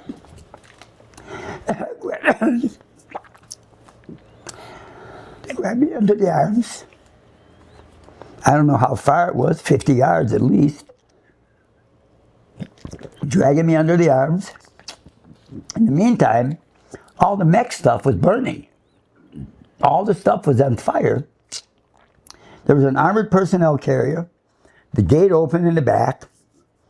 They put me in the back. There's a board seat. I'm seated up, board. Slammed the door. We beat feet across these patties, and they're not the smoothest riding vehicle in the world. And we're bouncing and getting thrown around. And I used to always carry a big sheath knife. And our lieutenant or captain was in the same PC. And part of the A Company was out at this fight too. Maybe 15 guys, something like that. And I got put in there, and we're bouncing around, and this guy that was, I don't know if he was a medic. He must have been him. I was pretty dazed and confused at that time, I will tell you that honestly. And he said, "I need to use a knife." He said, "I want to look at your back." And I'm bouncing back, and he cuts down the back of my shirt, and I said, "You can keep that." And I'm bouncing back like this, and I bounce back, and he's looking at the captain who was sitting up in the front, and he's going, like, I said, "It's very encouraging." But I ended up, we got through, and I didn't know this at the time, but Barry had told me, we were in the only vehicle that ever made it out of that ambush. And they were triaging people, but they thought I was dead. So I got dealt with last. And then, I don't know, somebody said he's moving or whatever. And Barry said everybody thought I was dead. They couldn't, he tried to... Well, what happened during the fight was so bad that they had sent another, I think it was another company that I was attached to, out to go help them reinforce Hill 40. And we got about 2 clicks out, and all of a sudden we see this APC coming towards us on a road. They had just come out of the paddy, and they were on the road, and they stopped. And the lieutenant who was with us was talking to the operator of the APC. They said, "There's no sense going out there. They're all surrounded." And they made a call, I guess, to headquarters. And at this time now, we started getting sniper fire. But I said to the guy, "Did anybody see Dick?" He said, "We don't know who Dick is, but there's a couple of guys inside that are dead," him being one of them, and a couple of guys that they're treating. So I said, "Could I see inside?" He said, "No, because we're moving." But they gave me the name of a lieutenant who had won a Distinguished Service Cross for his work during that day, and one other guy. So it wasn't Dick. Those two were alive, so the other guys were dead. So we didn't bother. And then we returned back to Ross because the commander said come back to reinforce Ross because they felt they were going to be attacked, which we were that night. So at that time, Dick was already triage. in triage, I went back with the company, and they took me from the line and put me in triage because there were so many casualties they couldn't handle all the wounded and dead coming in. Way more than Leslie. Yeah, oh, way more than Leslie. Bigger battle than Leslie it was. Yeah, much bigger.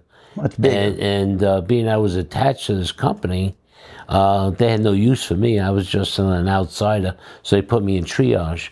And I stayed there probably until almost midnight that night, watching everybody come in. Helicopters were flying in. Pilots were just hanging with their straps. Their bottoms were blown out. The windshields were blown out. They had one helicopter. As it landed, we started receiving 120 millimeter rockets coming in right by triage. It was really awful. And any helicopter that couldn't fly, they bulldozed away and just let everybody come in. And it must have been close to about 11 o'clock, and my platoon sergeant was looking for me. He found me in triage. He says, come with me now, you got to come back to the line. So I went. We only had, I think, one bunker, and then the CP. So we only had one bunker, I think, on the line at the time. It was his bunker, and he was positioned, a bunker, an outside foxhole, and then an APC, and one on Ross. So they put me on the outside foxhole now, and the sergeant and 3 other guys were in a bunker. And sure as shit, later on that night, we got hit, and Ross got overrun. They started popping green flares, and they were coming through the wire. They were running, and we were popping them and killing them. And the APC had opened up with all their machine guns and stuff. And then must have been about an hour in the fight, and I'm moving back and forth in the hole trying to not get hit by anybody's fire, because all the APC, all their bullets were ricocheting off at me. So I was getting their fire plus direct fire, and the APC guy goes to me, we're closing up, which meant they were going in. They called the gunship. He says they're going to strafe the whole area. He goes like that to me. He says, good luck. I said, thanks, Meantime, I'm in triage, wondering, when's somebody going to put me on one of these birds? And they were coming and going. They started giving me blood. I basically lost most of my blood, and they had to give me IV into carotid arteries where they could put blood in me again. And then at some point in time, and as you can imagine, I was not totally with it at the time, so a lot of the details are gone. But ultimately, they came and got me and put me in a basket on the outside of the chopper, and took off. And I try to think of which in-country hospital it was. Had to be. It was sort of close. It could have been Queen Anne. I don't know. I don't even know where it was that they took me. I do remember being on a gurney, pretty shredded and bleeding, and I had up and down my back. I had holes like crazy. The only thing that didn't get hit was my left leg, and there they took skin grafts off to fill a hole in my arm, and that hurt more than anything else. But the last thing I remember before going out was on a gurney, and there was a nurse shaving me, and I said, hey, don't cut me. And with that, I was zonked out. I woke up, I don't know, that had to be maybe the next day. I woke up with this arm, both arms hung up, tubes in and out of every hole in my body, and some that weren't there before. I had a drain from here that caused this drains in here. And I spent a week, maybe 2 weeks there. I didn't have much, idea of time. I only know that I waited every 4 hours for the morphine shot. That's what I waited for. And that's what you got. For the first month, I could have nothing, because they had, on an emergency basis, they had cut me open from here to here at this place, opened me up, took all my intestines out to check for holes, and then stuffed them all back in and stitched me up from like there to there. And but I could have nothing. I could have no water. I could have no food, nothing. And from there, I was evac to the Philippines. And I was in the naval hospital that we had at the time in the Philippines. I spent, 3-4 weeks in intensive care there. And then I got evac to Japan, to the 249th General Hospital in Japan. All this time, they're doing various surgeries. I don't even know how many surgeries I had, frankly, but they were a lot, and they were constant, trying to get function back in here. That happened in Japan. But mainly trying to stop the bleeding. Here I had big horseshoe stitches. It was crazy. And then I get to the Philippines. I'm in the hospital there. I was there 3 days, 4 days, something like that. Kind of goofy. And the night attendant, the guy named Paulie, would come in. And I told him, Paulie, I said, I need to be in the shower. And I'm strung up like a goose. And he said, you can't. You can't go in the shower. I said, I have to go in the shower. I don't know why. I had to go in the shower. I had to go in the shower because I stunk and I felt dirty from all this stuff.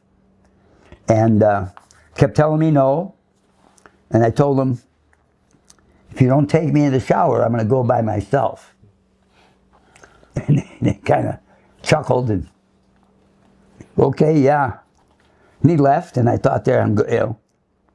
And so I don't even know how I did it, because there was nothing I could move that didn't hurt. But I had this leg up in the bed and that leg up on the bed. I pulled all these IVs out, took all the tubes out, switched myself over to the body, hung my feet over the bed, almost made me pass out, settled down, leaned on the wall, shuffled to the door, shifted to the other side, leaned on the wall to the other side, and shuffled down to the nurse's station with one door down, one door down. And I hit that bench and I thought I was going to fall down. I was amazed I didn't fall down. And I sat down. I always remember, I'm sitting down. It was kind of late afternoon. And I'm like whipped. And I look up and this nurse looks up and she screamed like somebody lit her on fire. And then a whole bunch of people came and got me, brought me back, hooked me back all up, told me not to do that again. So they were going to chain me to the bed. But 3 days later, they came to let me take a shower. It hurt, but I had to get Vietnam off me. I don't even know how else to describe it except that. I had to get Vietnam off of me. And I had lost, I weighed about 175 pounds when I was there. And in a matter of 20 days, I went down to 127 pounds. Because I had no food, no water. There was a nurse at night who I used to wait all day long for her to come. And she would give me a little washcloth with some ice chips, about 2 or 3 little ice chips in it. Because my mouth was cracked and dry, and I always remember her. And I would wait for that. But ultimately, I got out of there, went to the 249th. I was there for, I don't know, a week or 2, maybe 3, I don't know. And then they came and they were taking people. I had sort of stabilized by then. Had still a lot going on, a lot of open stuff, still bleeding. And at that time, and then TET happened, right, in the meter of all this. And so they had a lot of wounded. And it used to be, if you got whacked, you went to a hospital, military, VA, whatever, near your home. So I was in Chicago, and I'm thinking, I'm going to Great Lakes Naval Hospital. I'll at least see my friends and see my family and stuff. And they came in that morning and they're announcing where these guys are going. And he said, Tracy, They're going to Fitzsimmons General Hospital in Denver, Colorado. And it was like somebody had hit me in the head with a shovel. I couldn't believe. And I said, what am I going to do with these cowboys? You know, I'm a city kid. What am I going to do with these cowboys? And he said, you're going to go there and see. And ultimately, that's where I was taken. And I was on it was interesting, they took me to an outside wing, and it was night. But I was seeing round-eyed women and people around me that were moving around and doing stuff, but I couldn't sleep. I was so overcome. And it was dark, and the ward that I was in was an old ward. I was in a bed facing, it would have been, at the time, it would have been facing west. And I recall, as the sun came up and it started to break, I saw all this fog. And it kept getting higher, and it wasn't the fog, it was the mountains. And it was like, pretty incredible. Pretty incredible. What a story, man. I'm just blown away. We're about an hour and 40 minutes in already, so I want to make sure I have some time. No, everything was perfect. Perfect, the way you told that. Barry, can I ask you a couple questions? Sure. I've read your book, your writings you wrote for your sons, and can I ask you about a couple things that are in my mind right now? Sure. Tell me about the family that you almost shot. Okay. We were walking, we just came out of the Central Highlands, and we were walking in the Bangsan Plains, and it was a beautiful day, beautiful village. It was all grass hooches on each side, big ones, not small hooches. And we were walking down Main Street, I guess you call it, and it had 30-foot palms lining this road, which was all sand. And we were on patrol, and all of a sudden the machine gun opened up, and everybody started bailing to the left and right, and you see the machine gun bullets kicking up in the sand as it's coming right towards me. So I dove to the right behind a palm tree, and all the hooches were there. You didn't know if it was an ambush, you know, who was in the hooches or not. And so I aimed my gun at my M16 right at the first hooch, and the door started to open up. And I was trained right on this guy, popped his head out, just his head, just a little bit, like you open your door, you want to check the weather, so you put your head out the door. So it didn't seem to me that he was aggressive. I didn't see a rifle, I didn't see anything. It's just, I don't know, I was overcome with the fact that he wasn't dangerous. And a few seconds later, his wife came out, did the same thing. And I still had my gun trained on him because I had killed little girls and women that were shooting at me before. So who knew what was going to happen? And the machine gun fire was still coming down up Main Street. So then all of a sudden, 2 or 3 kids come out, and they're all looking now. They're out in the doorway. They're not really just heads anymore. The whole family's there. And the father's looking right at me. And he knows I got my gun trained right on him. If he blinked the wrong way, I would have shot them all. It didn't matter. And I was looking at the other hooches. There was nothing going on in the other hooches. And we were like that for probably about 15 minutes. He was looking, I was looking. Nobody got hit in the machine gun fire. And all of a sudden the captain says, you're going to get up, we're going to start moving. So I put my gun on safety, and I looked at them, and I started walking away. And the father came over with the family. Sort of gave me a hug. He said, thank you. You know, I couldn't understand what he was saying, but it was a thank you. You know, and then he brought his family back into the hooch. You know, if maybe it was somebody else, they would have shot him. But to me, I did a good thing that day. You know, and all the killing that we did during the year, that was a good thing. That was a good thing. And then we proceeded to walk through the Bangsan Plains. movie story. Was that the same time about the woman with the rice jar? Yeah, the rice jar was a little before that. Tell me about that. Yeah, we were there in Bangsan when we first got there. We were walking through Bangsan, and it was an NVA village. It was a known NVA village, and Armando and I were walking with the gun squad, and we were burning the hooches down and inspecting, seeing if there were any rifles. We found some rifles and stuff, but for the most part, it was just hooches and food. So they were supplying the NVA with food, the enemy with food. So we came upon this big jug. I mean, it must have stood 4.5 feet high. It was bigger than the little woman who was holding onto it, and she was pleading not to break it.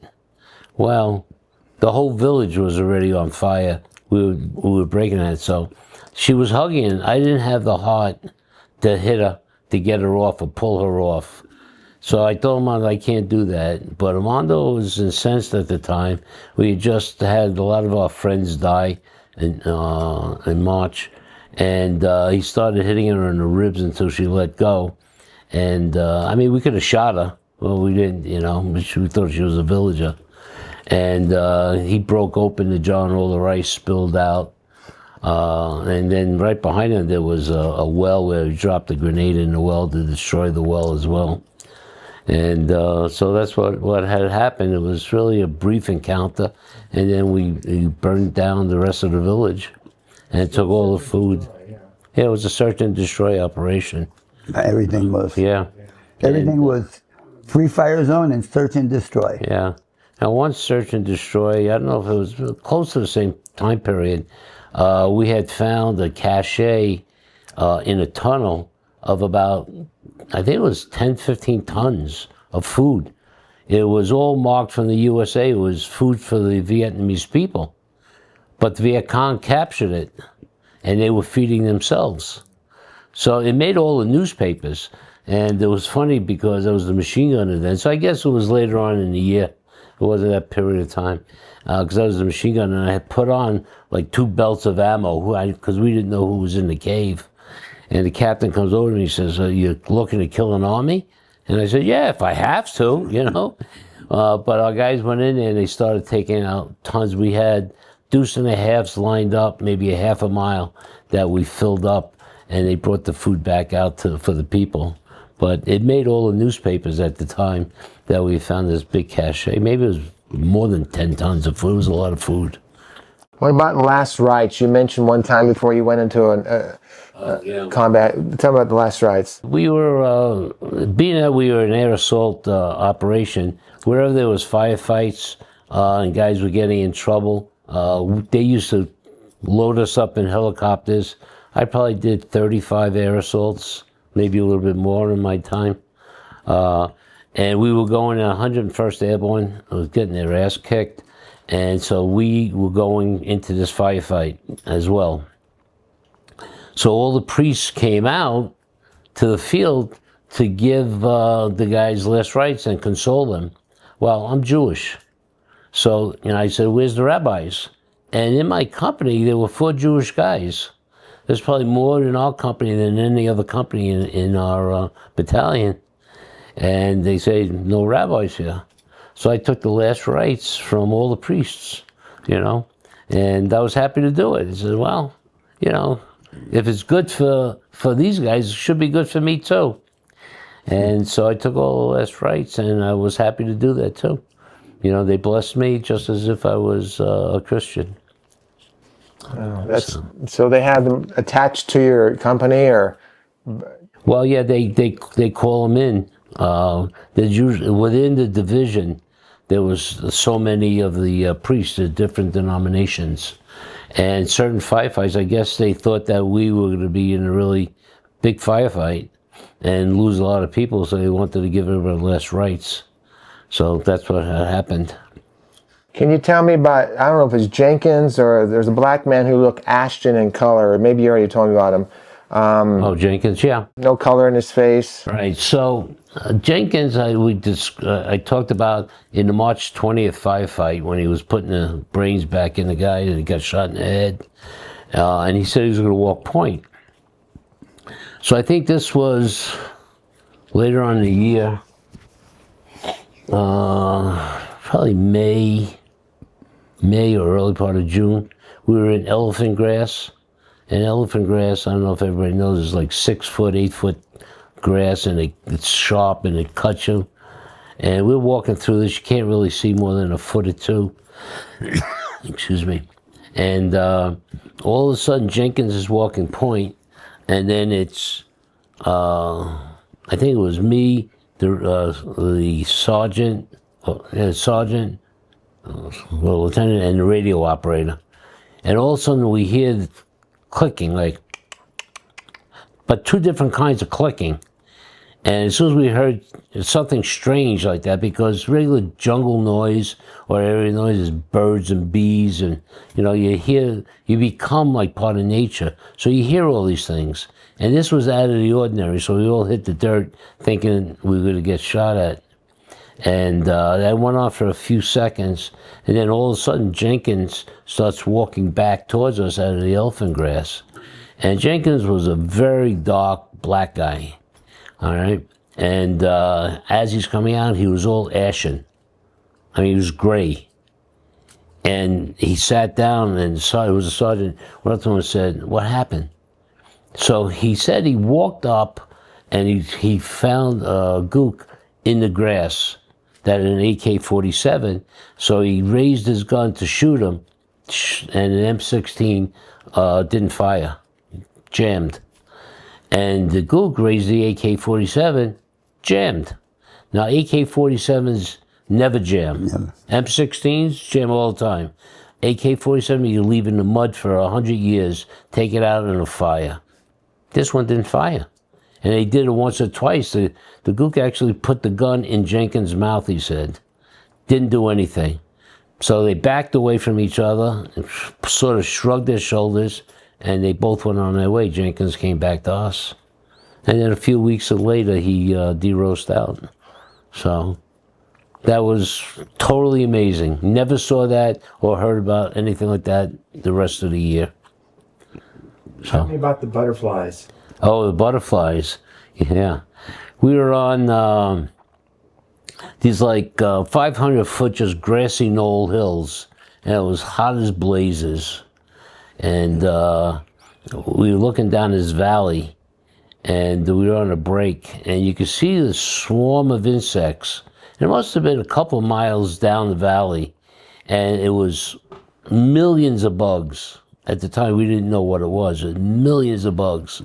So we were sitting out there and resting, and we had a little chow, and the bugs kept on getting closer and closer and closer. And we all dropped our mosquito nets down out of the helmet, and we were prepared to fight insects. And what it turned out to be these little butterflies, little white butterflies, millions of them, literally millions of them. And they were all landing on us, and it was like peace. It was so peaceful and quiet, you could actually hear the wings fluttering. And they'd land on people, and they'd be sucking your salt out of the sweat on your arms and hands and face. It was a really peaceful time. It was probably the most peaceful time that I ever had in Vietnam. It was a beautiful thing. And I thought Vietnam was a beautiful country. I always was really impressed with the virgin woods, even the deep jungles and everything else. I loved it. I loved seeing virgin forests with tree trunks with 3-4 feet in diameter, 40 feet, 50 feet, 60 feet high canopies. But this was absolutely peaceful. It was a beautiful thing in the middle of all the horror. Yeah. Tell me about the mosquitoes that were scorpions. Oh. We were in Bang San, but I was by the coast, and we were over a little knoll overlooking, I guess, the South China Sea, and we bivouacked there overnight. And I went to sleep, and I just thought we didn't really dig foxholes or anything, just a little impression. I lay down and went to sleep, and all night I thought I was being eaten up by mosquitoes. I feel things crawling on me. And I didn't know from anything. I'm just swatting everything around, right? So now you don't really sleep intensely. You just, it's a little here and there. Excuse me. So it comes dawn, and I look up, and there's these beautiful hummingbirds right above my head, sucking nectar out of the flowers, which I didn't even know was there, because at night, there's no lights, you don't see them much. And I was just looking at them, and the guy next to me goes, "Barry, don't move." And I'm saying, "Okay, what's going on?" He says, "Don't move. Pick your hand up real slow. I'll help you get up, but you got to jump." And I said, "What's going on?" "There's scorpions all over you." So it wasn't mosquitoes that was all over you. It was these little tiny scorpions. And not one of them bit me. I was laying in their nest, and they were scurrying around all night. And I jumped, and he grabbed me and pulled me out. Never got a bite. But it was a strange experience. I had another experience when I first got there. I was laying down, and there was like a centipede, probably 4 feet long, this huge monster thing. And they told me, "Don't move, don't move." And it was just traveling right behind me. Because I'm saying, "Shoot it." I thought it was the enemy. And they said, "No, it was a bug." So it was an interesting country, to say the least. I wrote this note, and let's see if this makes any sense to you. NBA 173rd Massacre, picking up bodies, looking on troopers' faces, or the look on troopers' faces. Does any of that ring a bell? Yep. Can I hear a little bit about that? Yeah, we got a call that 170, I think it was 173rd Airborne, was attacked in the deep woods by Dak To. And Dak To was a hot area at the time, so we flew in, and we flew into, apparently the 173rd Airborne Company got massacred, hacked up and everything. That's the story that was told to us. And we were there. They stole all the personal items of the troopers, clothing, everything. Oh, yeah. And we flew into Dak To, and there was a little boulder-ridden hilltop where the helicopters really couldn't land.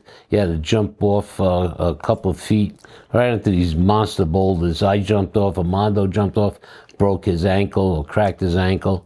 So he got back on the helicopter and flew out. And I sprained my ankle, but the captain says, "You got to still stay." So we started, once everybody landed, we started patrolling down, looking for the company. I mean, we had basic coordinates and everything else.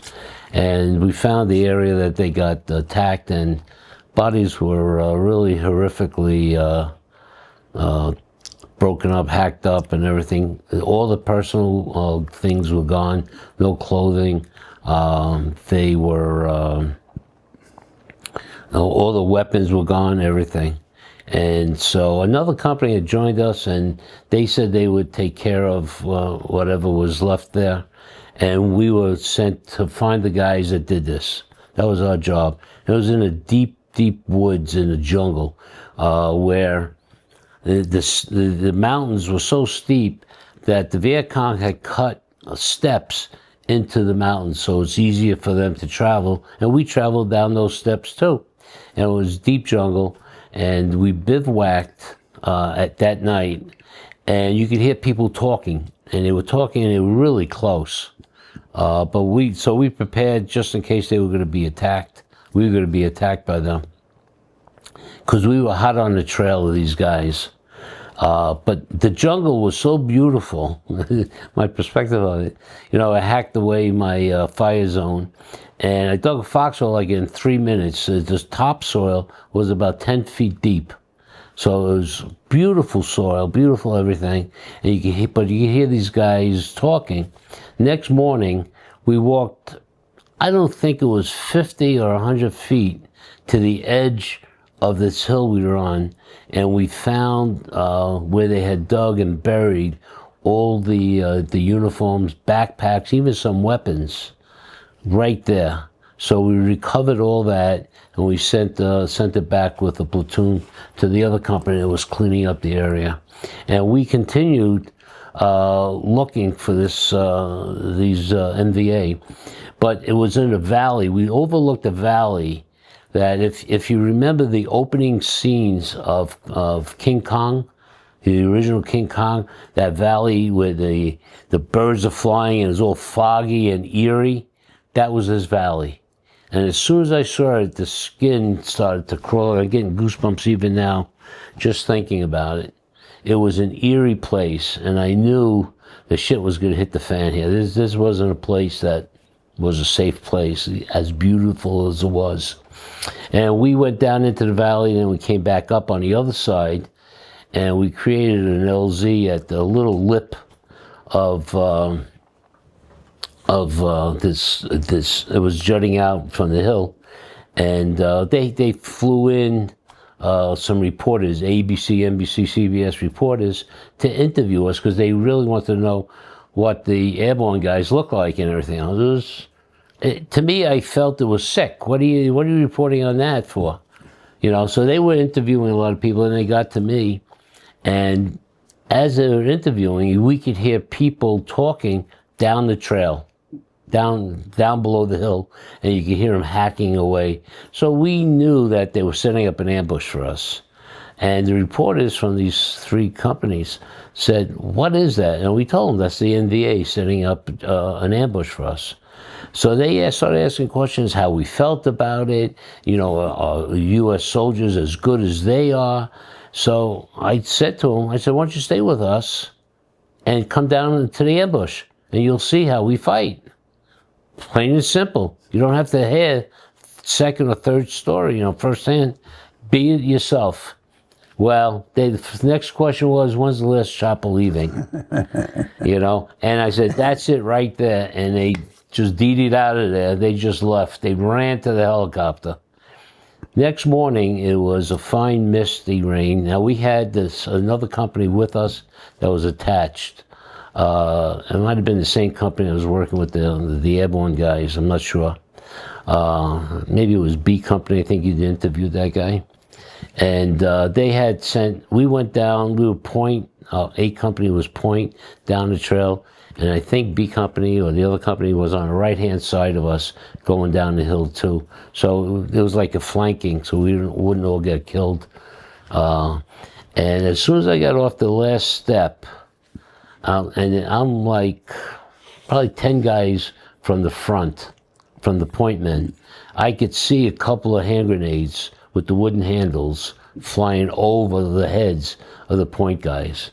As soon as I saw that, I jumped to the left, which was this big old beautiful tree. And all of a sudden the shit hit the fan. The machine gun bullets started ripping right up. Everybody jumped on A Company. We all jumped left. The other company was on the right-hand side, so they were there. Unfortunately, fortunately for us, they didn't have claymore mines in the trees on our side. It was only on the other side. So on my side, I could see bushes. When I jumped left, I could see bushes moving to my immediate left. So I started spraying the whole area, not really seeing anybody, but the bushes stopped moving. And the fire was coming from the center from the right, from the most part. And everybody who had jumped left in A Company was spraying their area because they also had guys. And we didn't receive any fire from that area. But the firing was so intense up front and to the right that you could see bullets flying. People were screaming, and we were all shooting and firing. Claymores were going off. Probably one every 2-3 minutes, and you hear guys screaming, and B Company or the other company on the other side was really getting their ass kicked. And but we were firing as much as we could in the direction of fire coming towards us, even though you couldn't really see a lot of movement in front of us, but it was there. And all of a sudden, I don't know how long it was when I was fighting, I sort of went into what they call an adrenaline shock, which I didn't know about at the time, but I started going everything in slow motion. because my brain couldn't handle the amount of noise and fire that was happening towards us. And I went in slow motion. I could see bullets hitting the tree. I was in real motion. I was handing my ammo off to the machine gunner at the time, and I was fighting and doing whatever I could do, but in slow motion. And it went on for hours like that. And I didn't realize it till later on. And the shrink at the VA told me that's what happened as I related my story. But during that period of time, there was a guy from the other company, and you have to think, it was a rainy, but a misty rain. It was dark in the jungle with the rain and blood on the trail and everything. And this black guy is walking, a big tall black guy is walking with a pair of legs around his chest. And the body was only half a body to the waist. That was dangling. It was his buddy, a white guy, and you see the blood pouring down, and the black guy's crying as he's walking up the hill. Now, how he didn't get shot, no idea, because bullets were flying all over. But he walked right up the trail, and you can see little rivulets of blood coming down from the steps. In Vietnam, the soil is all red, like Georgia clay is red, it's that type of deal. So with the red clay and the red blood and all the water, it was really a gloomy, dismal, heart-wrenching day that they broke off the firefight maybe 2 o'clock in the afternoon. It was a long day. And once they broke it off, we started cleaning up the area. The other company had now come down to go after their platoon. They were under fire all the way up the hill. So they couldn't make it down, and they started cleaning up the area, and they told us, we'll take care of everybody here. I don't know if a lot of guys of ours really got wounded at that time. I'm not sure they did. But we were to chase after the NVA that did this. So we were going down the trail, and we bivouacked for the night, pitch black. It gets dark in the woods, probably 3 o'clock in the afternoon. It's almost, you can't see your hand. And we didn't dig a foxhole. We didn't have anything with us. No backpacks. We were combat ready. And overnight, we thought we were going to get hit. We didn't get hit. We then followed the trail that the NVA left us up to a little hill. And it was probably a 100-foot hill. And as soon as we hit about a quarter of the way up, we started getting fire from the top of the hill. And we fanned out across this hill. And I was on the right-hand side. The gunner at the time, Jim, was on the left-hand side. And I was with my Lieutenant Ham, and 2 other guys. And as well as we had, what do you call it, an artillery spotter that was with us. And he wanted to call in artillery, but we didn't have radio contact. The radios didn't work in this spot. We couldn't contact the other company. We couldn't contact between ourselves. So we're sitting there, and the fire was so intense, if you raised your head an inch, you got shot. And I can remember clawing at the dirt, trying to get down low enough. My feet and toes were clawing to sort of dig a little hole for me, even though we were in a slight depression, just over the lip where all this firing was coming. And we were just hanging out there because we couldn't move. And captain comes up behind us and starts yelling at the lieutenant. He's not giving him situation reports. Well, the radios aren't working. That's why the captain's moving back and forth, because we have no radio contact. So he tells the lieutenant, it was Jeffrey Ham, who was a really sweetheart guy, and he was a friend of mine. You get Bud to be buddies. And all he wanted to do was be a geologist when he got out of the war. But anyway, that's another story. And the captain is yelling at him, do your job and give me situation reports. And then he went back down below the lip and did whatever he was doing. And I looked at Ham and I said, there's no need for you to pick your head up to give him a situation report. Situation report is, we're being shot at, and you pick your head up, you're dead. So he looked at me with these eyes that were filled with tears, and he said, it's my job, it's my duty. And I said, really, don't do it, it's not necessary. So you can't contact him anyway. And the captain had told us to send a couple of guys out to the right because the other company was going to come up to our right and go across the hill. So you go out 20 feet, you can't see anybody in the jungle. It's, you know, so it was a dangerous situation for us because the other company, if we couldn't make contact, would have thought we were the enemy too and shot us and shot those guys. We couldn't see the other guys. So the lieutenant looks at me, he says, I got to do it. Picks his head up. He gets shot right underneath his eye and falls down into my arms. And he looks up at me, I look at him. He takes his last breath and passes away. I was totally pissed with the captain because he's a wasted life, you know, and he's my buddy. And just at that time, the guy comes up beneath us, beneath the lip, and he says, Jim needs ammo. He has no ammo. And I was an ammo bearer at the time, or assistant gunner. And he said he would take care of Lieutenant Ham and bring him to the medevac area, which he did. So my heart was heavy, and I was really pissed. If the captain was close, might have been a different story for him and I at the time, but I was really pissed. But I moved down below the lip, so the enemy couldn't shoot below the lip. They were just up to the lip. They had direct access to anybody going over. So I moved down towards more of the center of the line, and I'm asking everybody where Jim is, and finally the guy says, he's up over the lip right there. So I take a peek up, and sure as shit, there's Jim behind this huge tree. This tree was 5 feet in diameter, easy. Big, beautiful tree he was behind. But he was shooting on the side of it up the hill, but he had no ammo. He only had a half a belt left. And I don't know what happened to the other two guys. Usually there's 4 guys on the ammo squad. So I think at that time I had 400 rounds with me. I took extra rounds. And so I jumped up over the lip. As soon as I jumped up over the lip, I was like Mr. Target. They were shooting at me. Bullets were flying past my ears. So I tried to position myself, be dead center of the tree. Hopefully that they don't have a direct shot. It was coming from the angles, and maybe a bush would hit it or something else. So I made it up to Jim, you know, and I gave him all the ammo. I just laid it right there. And then all of a sudden I looked down to my right. There's a little depression. And then my other buddy in the company was this guy, Robert Gross. We called him Goose. And Goose is my nightmare.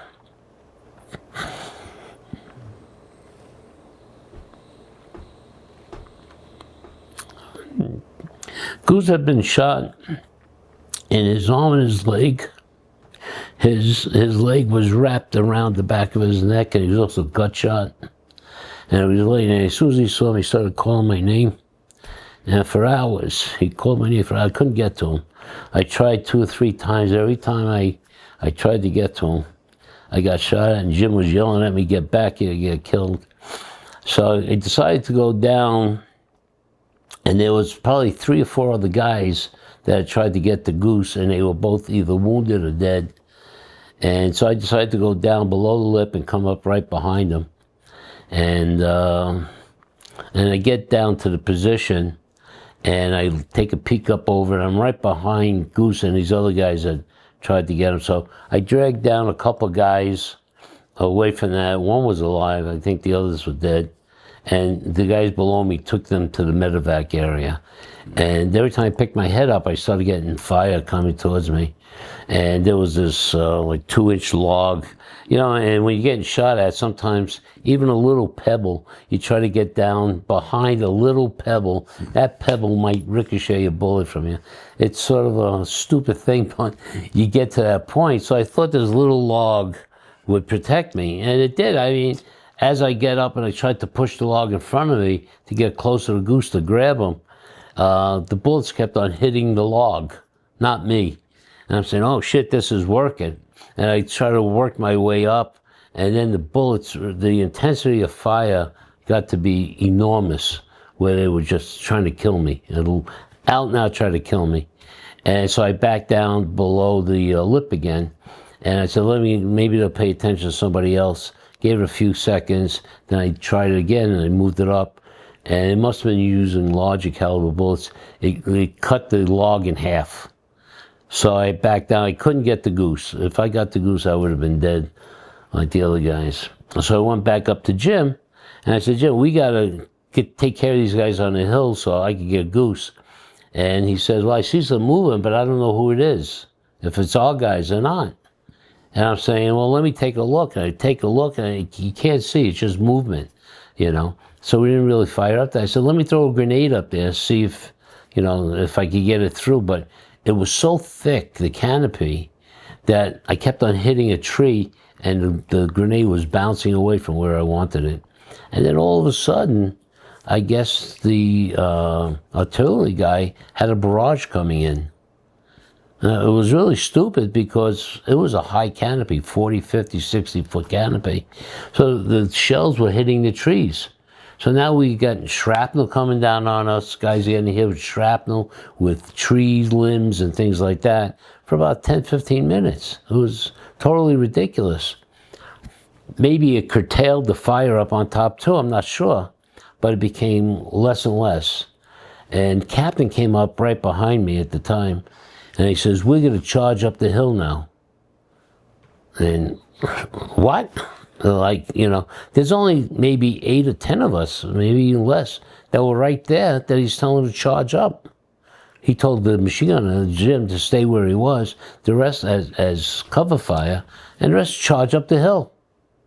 Well, we all thought it was nuts, but like good GIs, it's our job.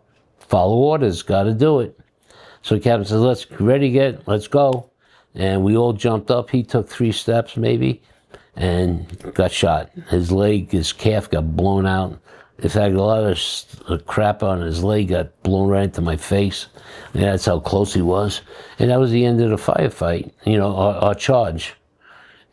So I was laying down there. We tried to administrate care for him, called the medical, but he was already gone. He went to shock and died right away. The guy next to me, I was sitting with 2 other guys. The guy in the middle of us got shot in the head, and the bullet sort of spun around the guy's skull, and his skull popped off, just like fell down like this. And we're looking, and the guy's still talking to us. And you could see his brain. His whole entire brain was just right there. So the other guy on the other side and I are looking at each other like, what are we going to do?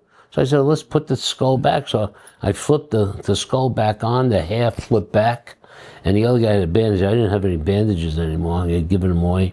And he wrapped them up under the chin. And he took him down to the medevac.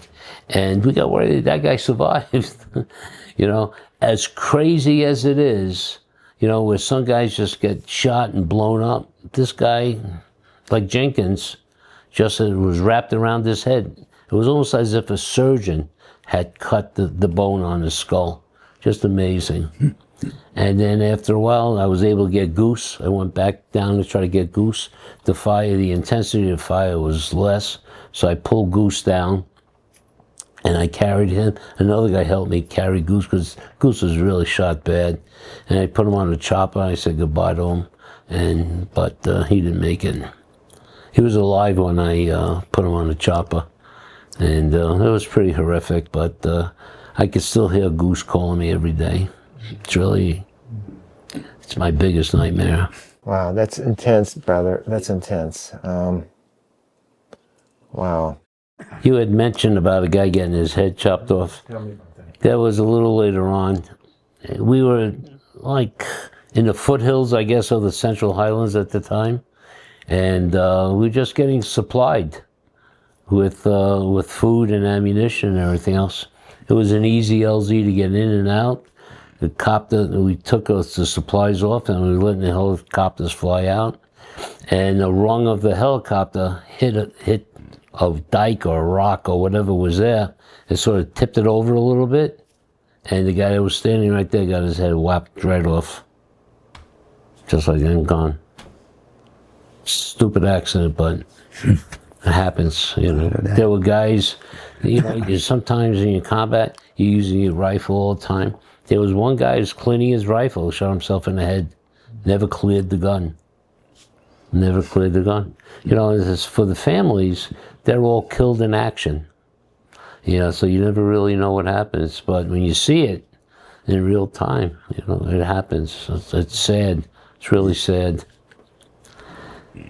Dick, Yeah. as we begin winding down here, PTSD, you guys both have it, right? I mean, 100%?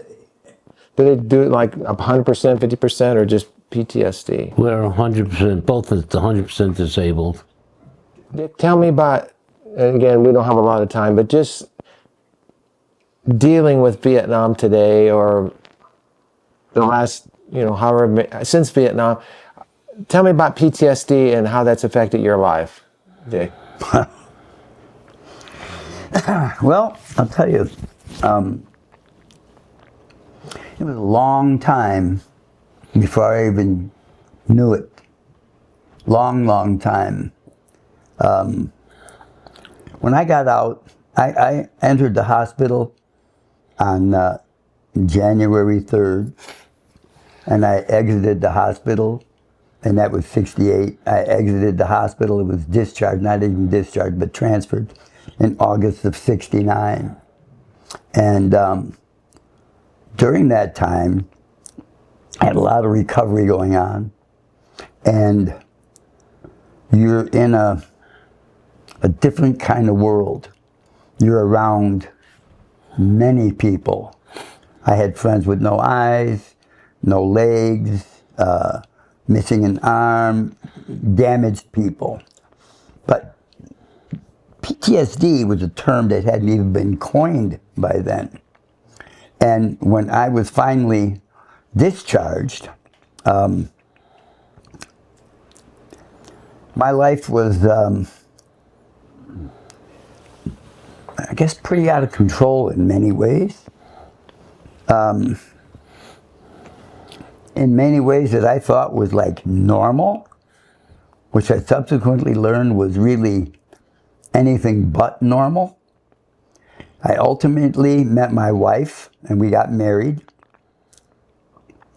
And to this day, people call her Saint Bernadine because And she is a saint. I would tell you, I don't even want to go into stuff, but for years, I was out almost 2 years in the hospital, but it took me at least 5 years to get some normalcy in my life, grounding, if you even want to call it that. If you can imagine anything bad associated with PTSD, and that was in a dictionary, my picture would be next to it.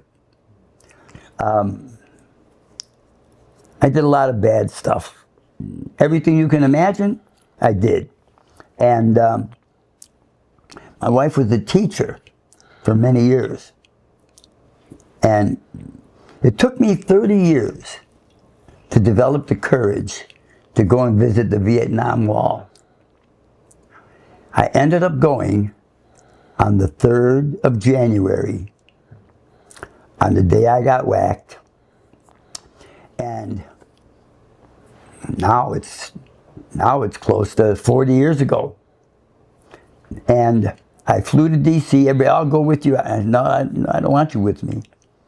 I went, I stayed in a hotel in DC, and on the 3rd, I got up in the morning, and it was January. It was eerie, because DC has funny weather, but it was warm, literally warm. It was like this, but foggy and misty, like many of the mornings I woke up to.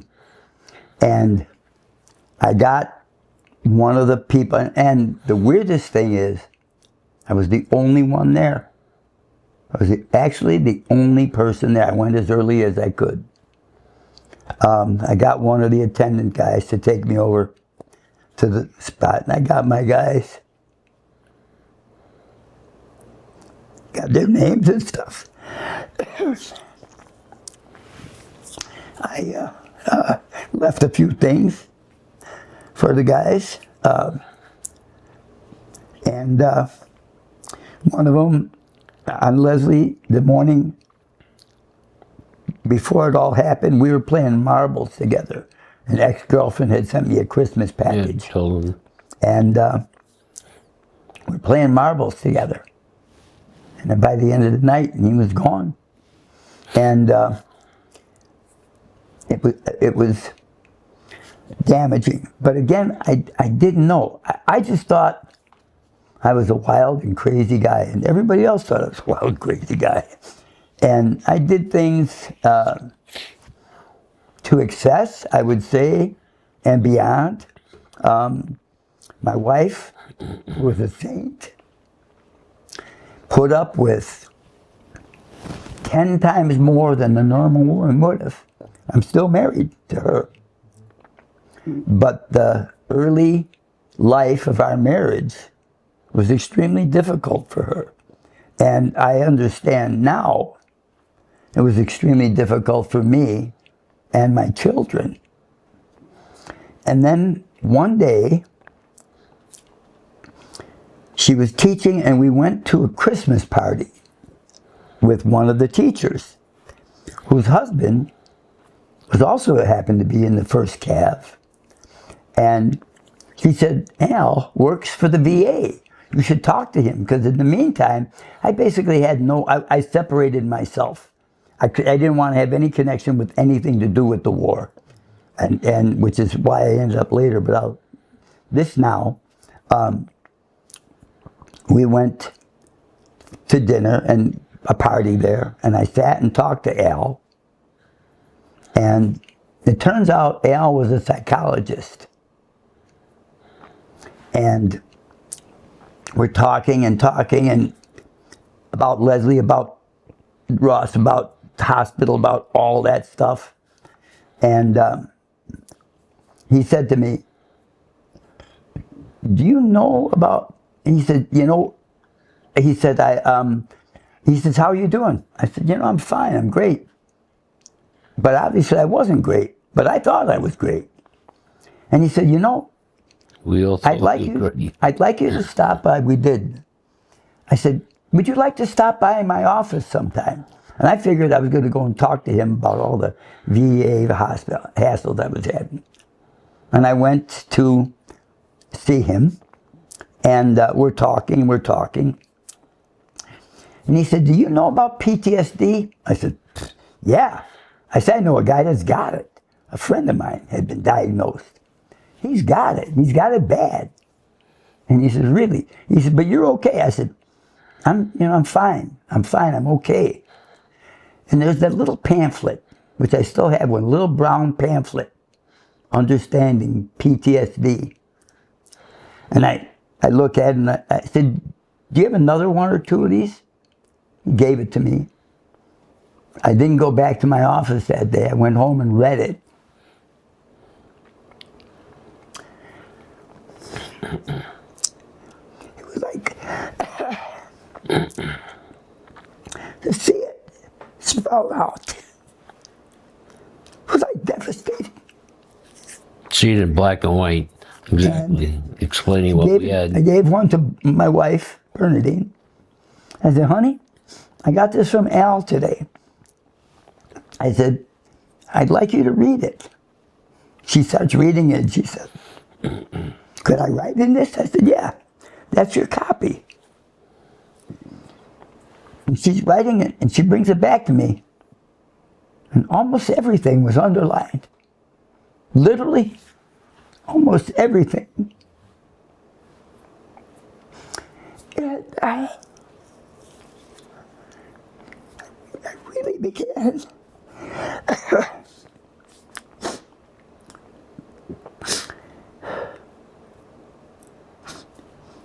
I really began to see how damaged I was. And I tried afterwards my best to change, to make up to my children, and to not be what I was and what I had become. Because looking back, I wasn't just a wild and crazy guy. I was just a crazy guy. And I still see mental health at the VA And that's been more than 20 years now. And I'm still not perfect, I can guarantee you that. I can guarantee you that too.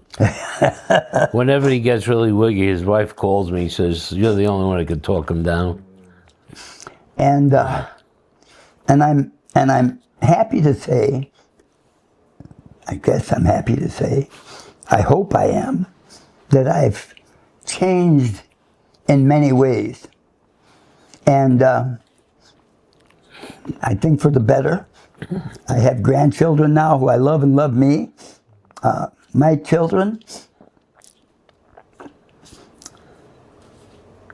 I don't know how they survived me and came out. But they did. They did. They did. They're amazing.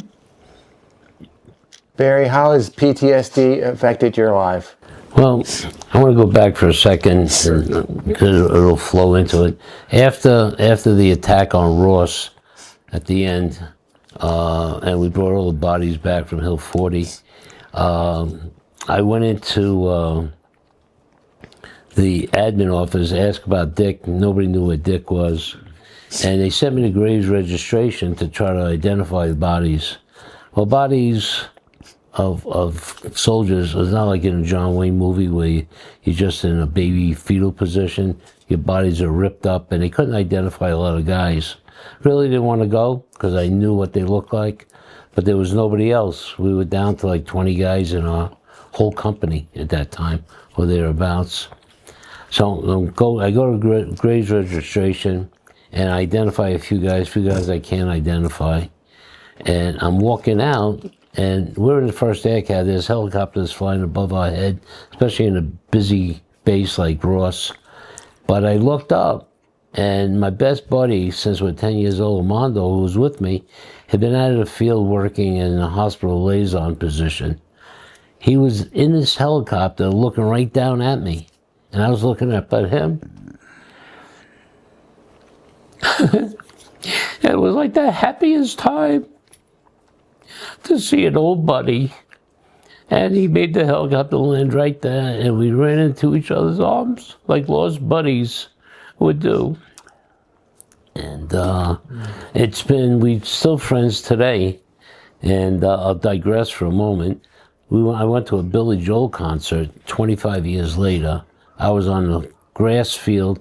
Armando and his wife, who I didn't know was there, were in the top row. It took a break. I went for a soda. He saw me in Yankee Stadium with 75,000 people there. He saw me, ran down, and hugged me in the field. Yeah. That's the kind of attachment that we have, that we still have. Now, fast forward in PTSD, when I got out of the Army, I was really screwed up. I didn't know. They didn't say anything about PTSD. It didn't exist? Didn't exist. Don't know about it. My father, who was a World War II veteran, got wounded, never mentioned PTSD. He didn't even go all his life to get any disability, even though he was shot just above his heart, and it broke all the bones in his chest. And so I had no idea what was going on. And I got married. I've been married 3 times, all good women. I was the bad apple, but I didn't know I was the bad apple. No. I thought and Armando, who was my best buddy that we used to talk incessantly all the time, I didn't talk to him maybe on and off for 15 years. That's how bad it was. And I never realized it, but he was always there. And the girls that I married were good girls, really good girls, but they couldn't deal with me because I was sort of off the wall. As Dick said, I wasn't wild and crazy. I had to focus on what I thought was right in the world, but it was absolutely off the charts. And I didn't really connect to people. I didn't know. I had a hard time with my own parents and sister. Yeah. And friends, I really was a loner for a good 15, 20 years. And the last gal I was married to, we had 2 boys who I always wanted 2 boys. They're the most beautiful kids in the world. Grew up and they're working, they're self-sufficient. They went to school, and they really changed my life. I lived just for them. And I was happy at that juncture to be able to say I survived. And you know, I had to get my act together. The last gal I was married to said, I think you need help.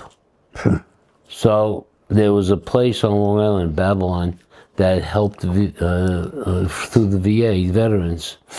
So I said, I really don't need any help. I'm really fine. I'm just a little crazy, but I'm okay. Yeah. Well, I walked in and getting goosebumps again. And I saw the counselor. I sat in her office and I cried my eyes out. Probably about 45 minutes. And I couldn't understand why. It just released everything that was in me. All the horror that had been building up in my life. Excuse me. I started from there. They put me in a group, and the group, you just sat in a group, and you didn't have to say anything. And I heard the guys in there.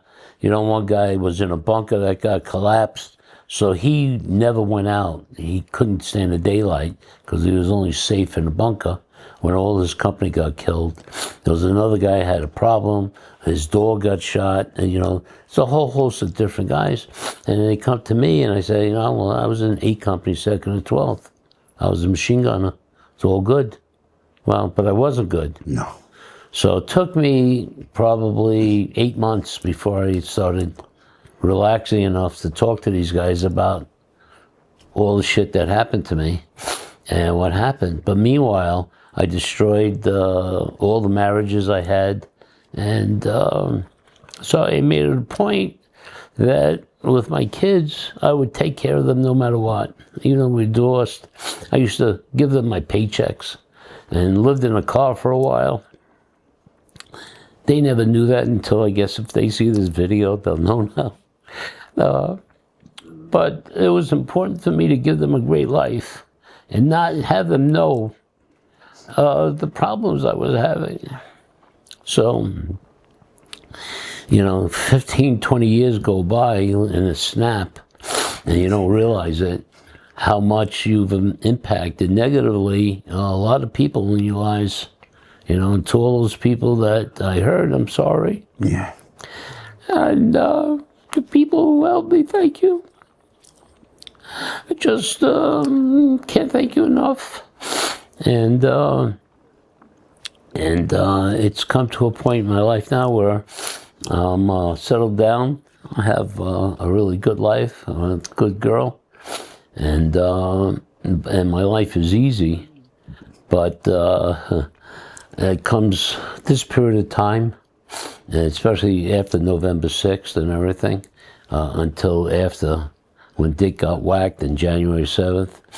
I'm a little wiggy, as I like to say. I can't sleep. I have a lot of dreams. Right. It happens. We call each other and say, "Are you screwed up today?" And oh yeah, I am. You know. and many of those calls. We try to cover ourselves that way, but the people around us who know us and love us understand what it affects. And up until 2015. They didn't even diagnose me. The VA didn't even diagnose me with PTSD. I had a psychologist who said, "You're one of the craziest people I ever met with PTSD." And she wrote a letter to that effect. And at that juncture, that's when the things changed for the VA. The first doctor I ever had in the VA was a Vietnamese doctor. And I noticed that even now, guys coming back from Afghanistan and Middle East, they have Middle Eastern doctors. Right. Well, you just fought these guys. Why is the VA putting these guys in to treat you? You know? So it wasn't a good experience. The VA wasn't really a good experience. They hold you back. I had one good doctor. She examined me. She says, "Your shoulders are all screwed up. You know, we'll give you disability on these shoulders, but you got a form of Agent Orange that they don't recognize." And at some point, around 80 years old or so, you're going to lose all the feeling in your legs, and you're not going to be able to walk right. Well, it's already started. I'm 78. It's already started. But the VA, nothing. You know, we don't see it. We don't know nothing. So that's how it's impacted our lives, my life, Dick's life. We hurt a lot of people, and we didn't know that we were hurting them. Right. And, you know, it's been a struggle just to try to understand everything that we went through and why it comes out. You know, we start crying and everything because deep down inside the core, there's still the horror of what happened. You know, you watch some World War II guys tell the stories, and all of a sudden, you know, about combat, they start crying 70 years later because it's still inside all of us. You know, and 1 out of 10 guys really are in combat. Right. Everybody else is support. It's support. And we don't wish anybody to go to combat. Combat's not for anybody, including guys like us who are really warriors. But it impacts you because it's not normal in the way we view life. We just want to live a nice, normal, quiet life. One of my Vietnam veterans said that he read a book once called Once a Warrior, Wired for Life. Right. True. Yeah. You guys are two warriors sitting before me today. This is just... I found ultimately, the thing that helped me turn the corner to a point. I'm still not good. I'm still not perfect by any means. But I was attending a seminar at the Omega Institute in New York that was somebody anonymously paid for veterans to attend. It was PTSD oriented. It was conducted by a Vietnamese monk who had been a 2-tour door gunner in Vietnam. It was a week long. And that was around the time I found Barry, after 30 years of looking for him. I attended this seminar. We started with maybe 120, 130 people. By the end, there were only 50 or 60 of us left because it was emotionally draining for you to see and experience the damage you've done. The damage that you've done and the things that you've carried with you that you don't share with people. I share stuff with him, but I don't share stuff with people like that. And I was at this seminar, and the last day of the seminar, and you begin to talk about the irony of life and the things that had happened. And all this time, I had a very successful business career. I was an inventor. In sales. Big-time inventor. I invented many things. In the Army today, and everywhere in the world today, is a little buckle that you pinch the sides. I invented that in 1973, widely used by military around the world. I had many other things in the military. The little clip. Things that I've invented. He invented. So I was outwardly successful, and but inwardly hated myself. I hated myself. And it had gotten bad at the time. And Bernadine said, "You should go to this." So I did. I did with the attitude like, you know, what the fuck's it going to do for me? And I go there. I meet a guy. I don't like to mingle with strangers. I'm very loner-like in that respect. But I met a guy. His name was Al Roy. And I talked to him a couple times at the coffee shop and stuff. We stayed there for a week I had a cabin. And we'd go into these various scenarios, various meetings, and where they explored stuff, and you blew your head up, really. You end up crying like a baby. And I was talking to him, in the cafe one day, and I said, Al, I said, what are you doing to keep your head out of the oven? What are you doing? How are you doing that? He said, I went back to Vietnam, and I could, the things that flashed through my mind when he said that, I can't even describe to you. The only thing I said was, you gotta be fucking kidding me. How could you do that? And he said, I've been back 5 times. And I said, I didn't even have the balls to go to the wall for 30 years. And he said,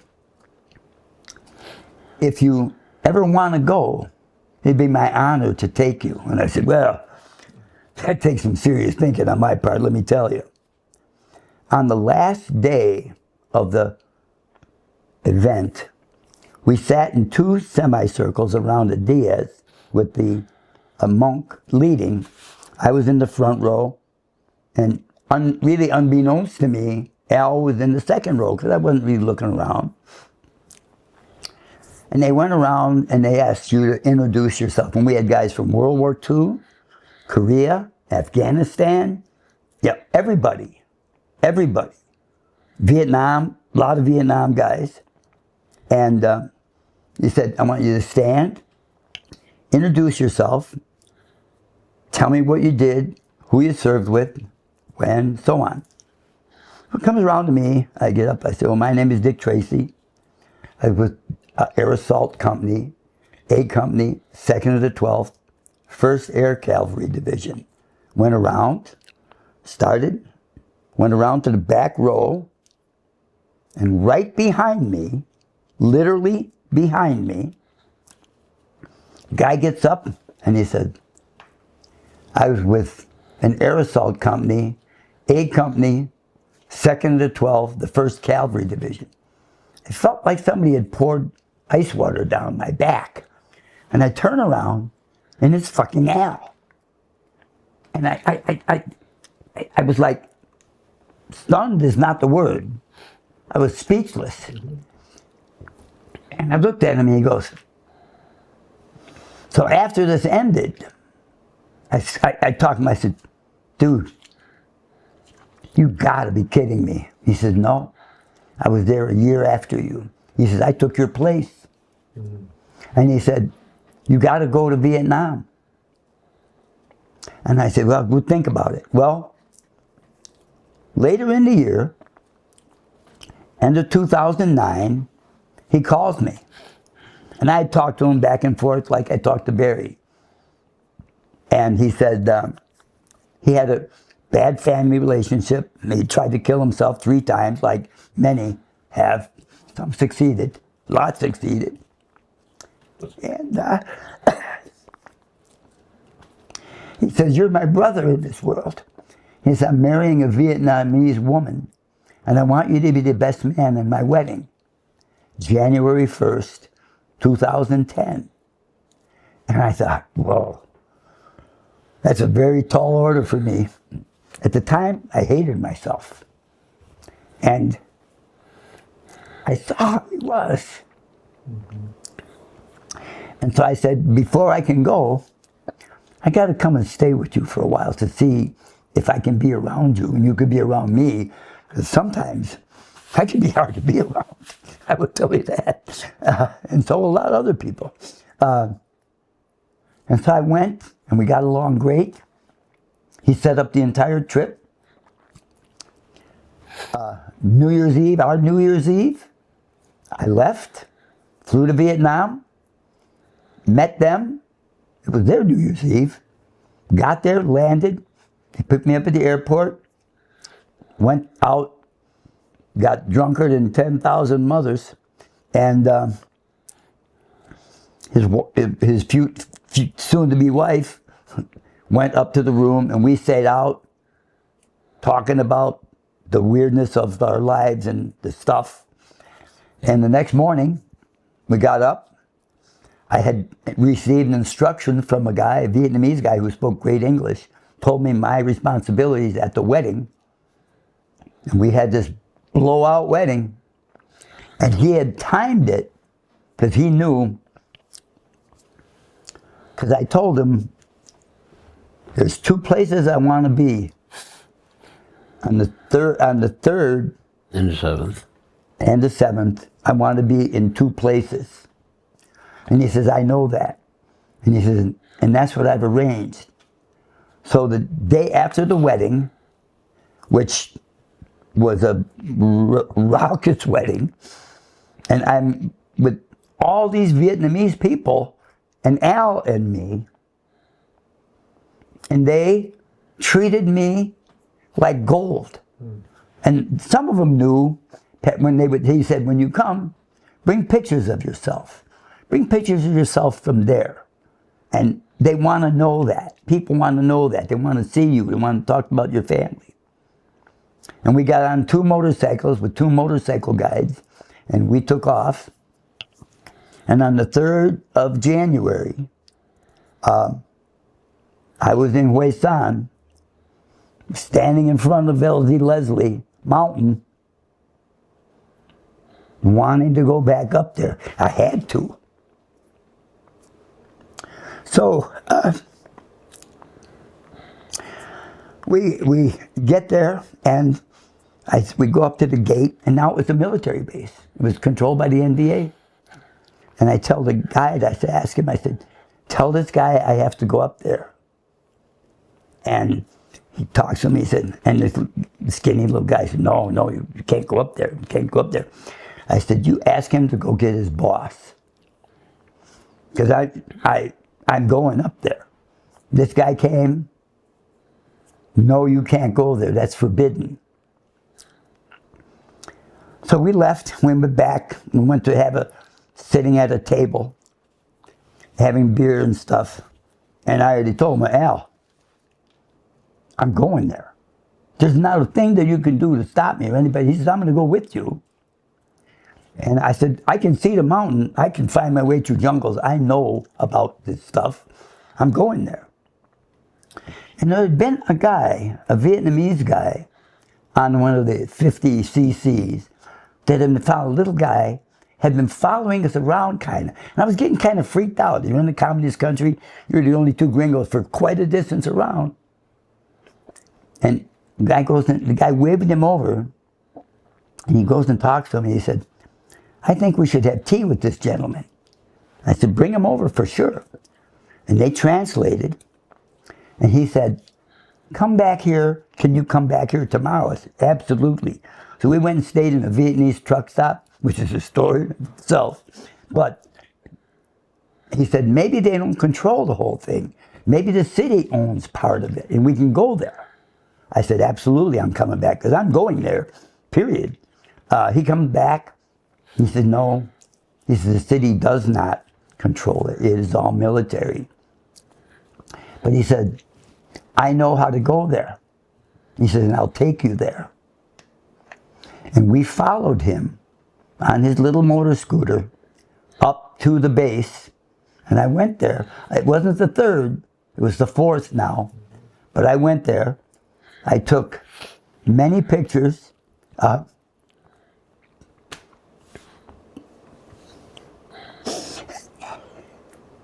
I was crazy. I kept looking for the stuff that was there. It wasn't there anymore. There was no there. I was looking for the bunkers. I was looking for where we were. I was looking for this. I was looking for where the guys were. But it wasn't there. And I had carried, for all that time, a serious guilt. Remember I said I felt I could have done more? I should have done more? Well, in the back of my mind, I think I'd accidentally killed one of my guys. And Barry and I, for years, talking about this. I can't get it out of my head that I killed him. We talked about it today again. And finally, He didn't kill him. He understands that it wasn't him. But I carried that for 50 years. That guilt. That I couldn't let it out. I'm sorry, I'm even talking about this, because I don't tell that to anybody. And today, coming here, we came here and I'd forgotten the pictures that I brought. We went back to pick them up before we came back here. And we're talking again. And we went through it again, and I said, no, it was like, he said, no. When he was there, he was laying back, and he was laying, and we lifted him up, and his brains were in the hole. But you didn't do that. It was shot from the front, and I kept thinking, no, in my mind, because there was so much shooting going on that night. When the perimeter is breached, even if you see a GI helmet, you're shooting, because that's the first trick. They'll shoot somebody, take the helmet, and then they come and they'll fuck you up. Well, he's kind of broken it for me. This trip, hanging out these days, just hanging together like we have, I can't tell you how fantastic it's been. And he's broken that. And hopefully I can go forward. I still see a shrink. I still see a counselor. Still go to the VA. We both do. We both do. Yeah. Because there's a deep damage that leaves in you.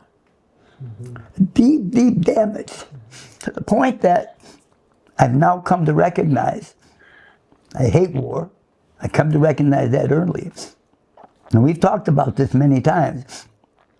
What was Vietnam War about? It was bullshit. It was about money.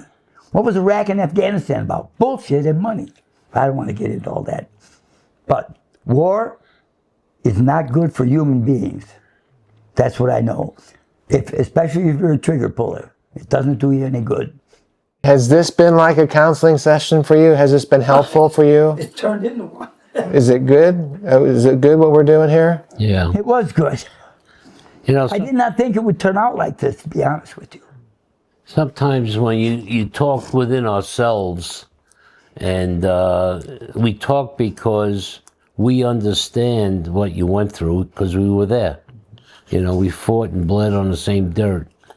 Most people don't. They don't, you know, you watch a movie, a war movie, but you don't hear the sounds. You don't smell death. You don't hear. You don't pick up the arms and legs in the morning. You know, and you don't see what bullets and mortars and everything does to a person, and the horrors that people go through in battle. Battles, you know, it all sounds good. You know, you form a front line and you go here, you go there, you do this, but in between, people are dying, and it's horrific. And it's chaos. And it's chaos. There are no plans. The first thing to go out the window is the plan.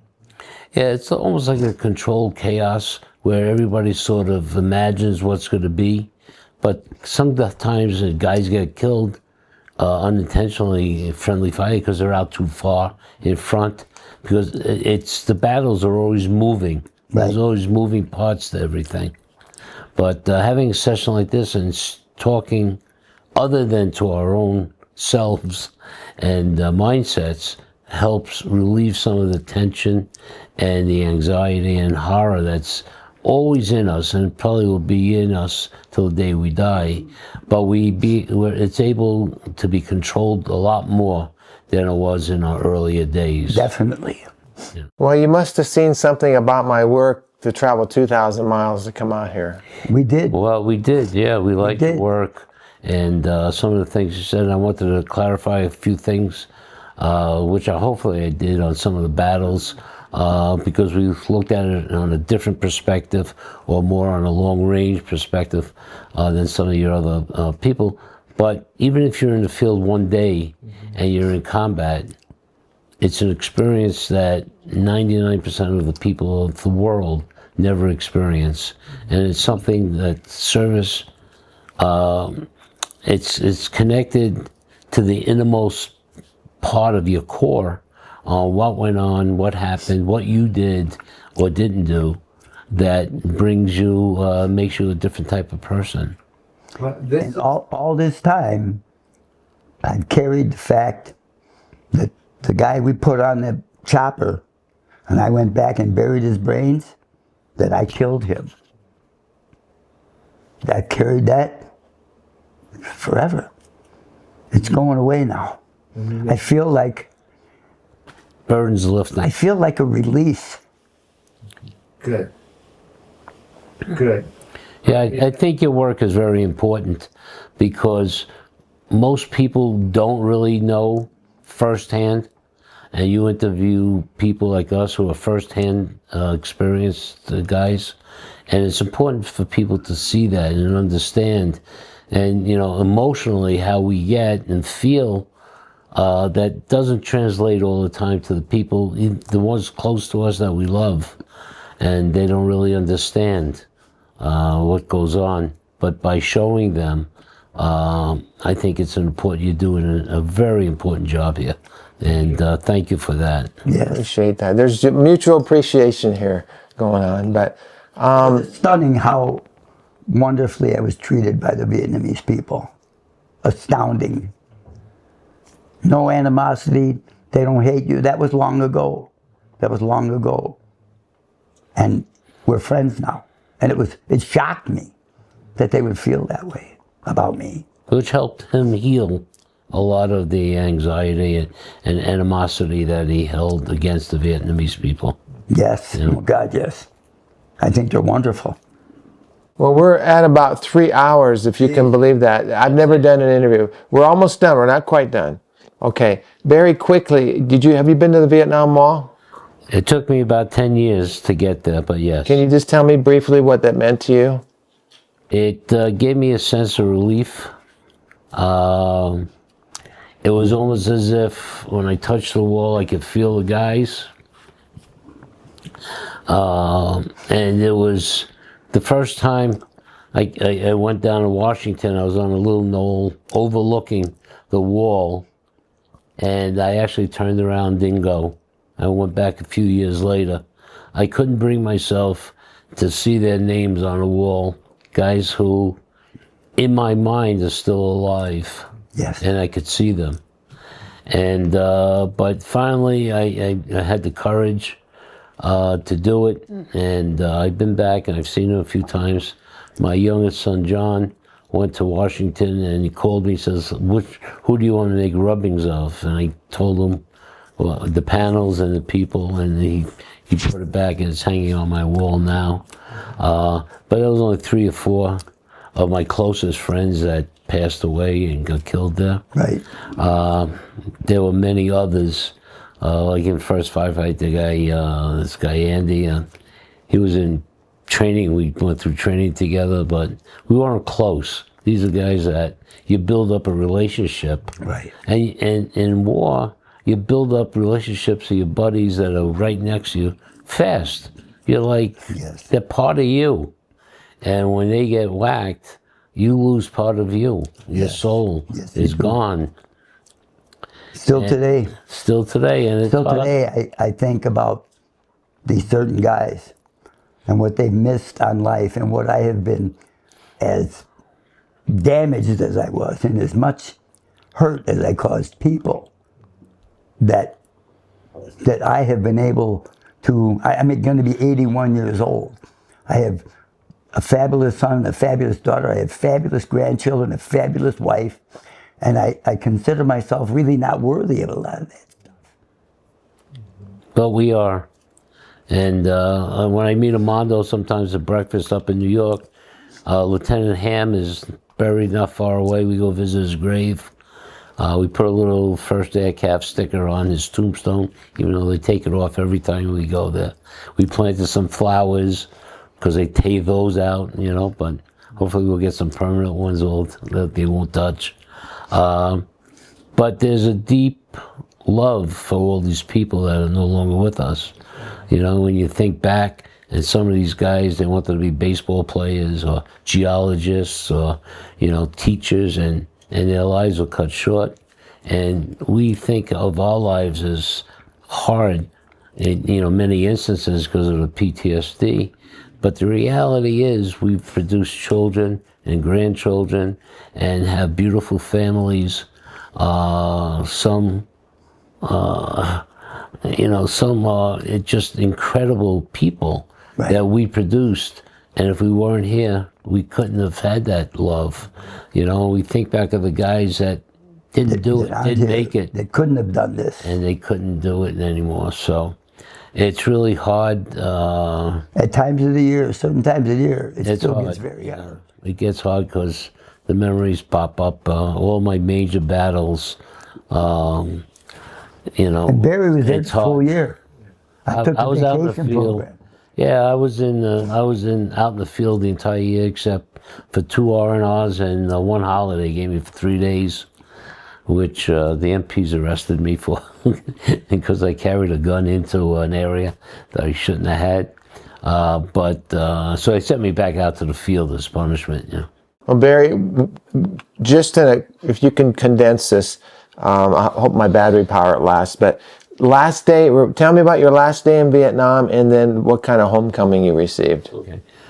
So they finally took me out of the field probably January 10th or so. I can't remember the exact date. 68? 68. Yeah, and I was already, maybe I had a couple days left in country, not even the field, in country. And I went back to Anke, and they said my orders were rescinded because Tet was about to begin, so they wanted to keep me for reserve just in case they needed me. So I stayed another week or a week and a half, whatever it was. But they took all the weapons away and everything else. And I had gotten orders that on such and such a date, I was there about a week, that I was going to fly out. That night, Anke got overrun, got penetrated, and we had Gook in the barracks. And he shot up a couple people, and then we jumped him. And we killed the guy with our hands. And then I think a day or the day after that, I went to Cam Bay. They helicoptered me to Cam Bay. I got on, I think it was a United or American jet. And that was it. Flew into, I think it was Seattle. I think I flew into Seattle. I got there about 8:30, 9 o'clock at night. The moon was a bright moon. The air smelled clean and beautiful. And I gave him my duffel bag and everything else. They gave me a ticket to fly home. And I called my parents and I said, I'll be home tomorrow. And they said, oh, we'll meet you at the airport. I said, no, don't meet me at the airport because at that time there was a lot of trouble at the airports. People were spitting on GIs and throwing things and everything else. And I flew into JFK and I got spit on a little bit and people yelling at me. Yeah. So I took a cab home and I was so happy to see my parents. And they said, oh, you smell, you know? And so my mother created a bath for me with Epsom salt and all sorts of stuff. And they were so happy to see me. It was once I had a good meal.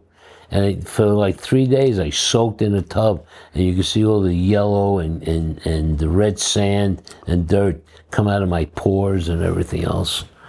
You know, in the field, when you're in the field so long, you smell like the field. You smell like the jungle and what you eat. I could smell the Vietnamese when they were in there. The Gooks, they were eating different foods. We could smell each other.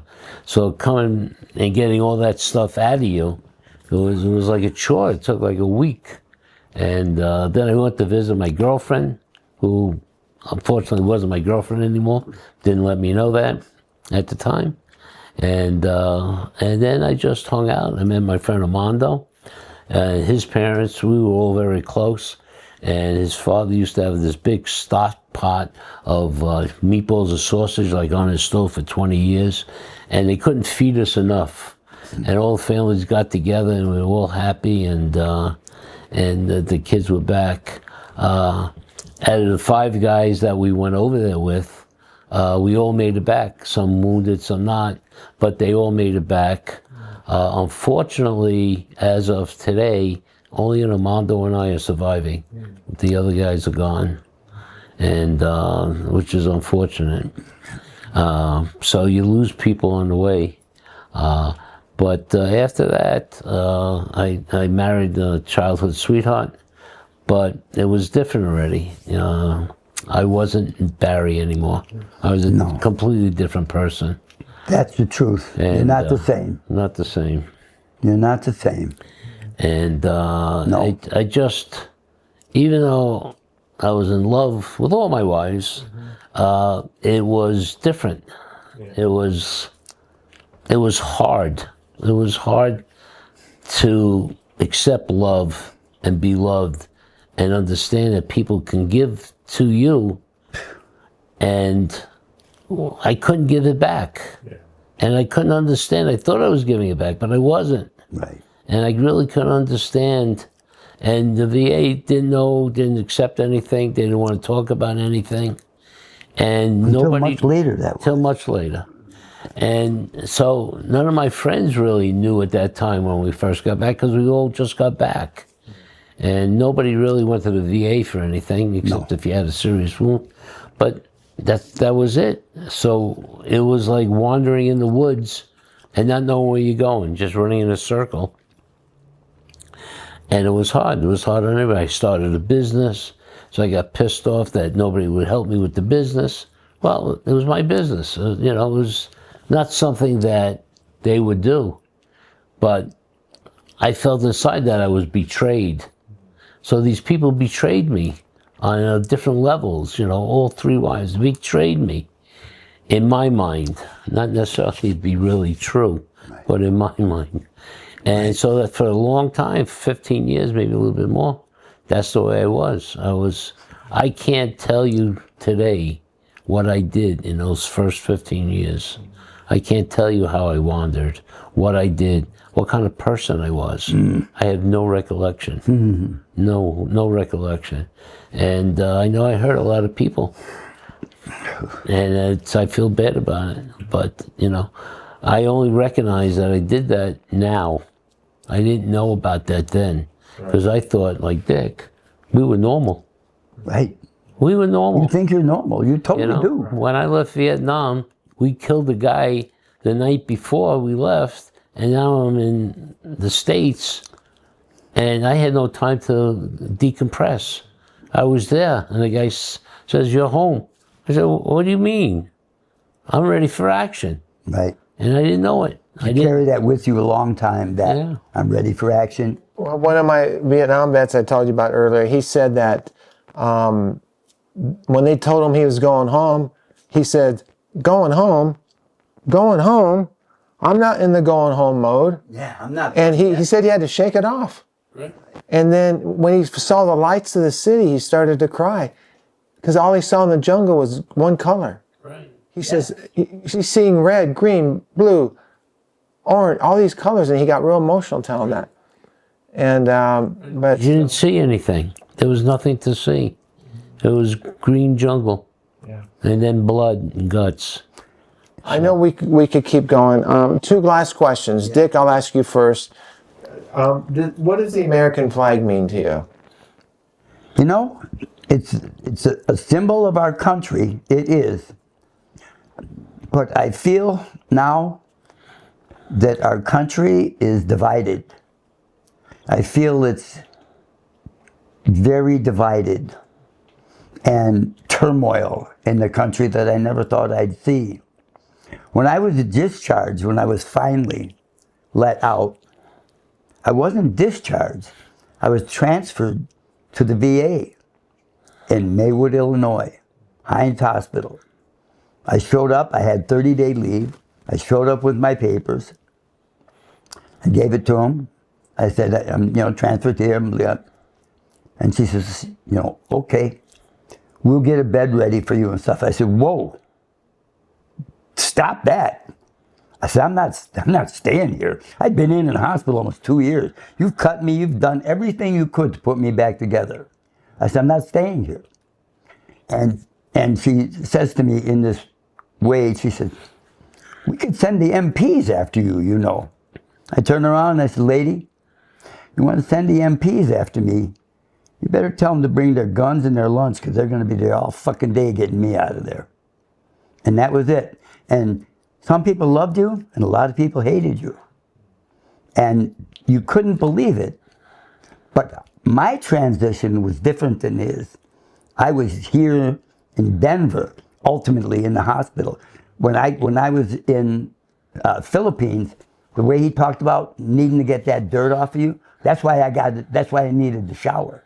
I needed to wash that out of me. And it ultimately did. But it was, you know what the funny thing is? You don't realize at the time you're the person, you don't realize how hard it is or how hard you're making it for others.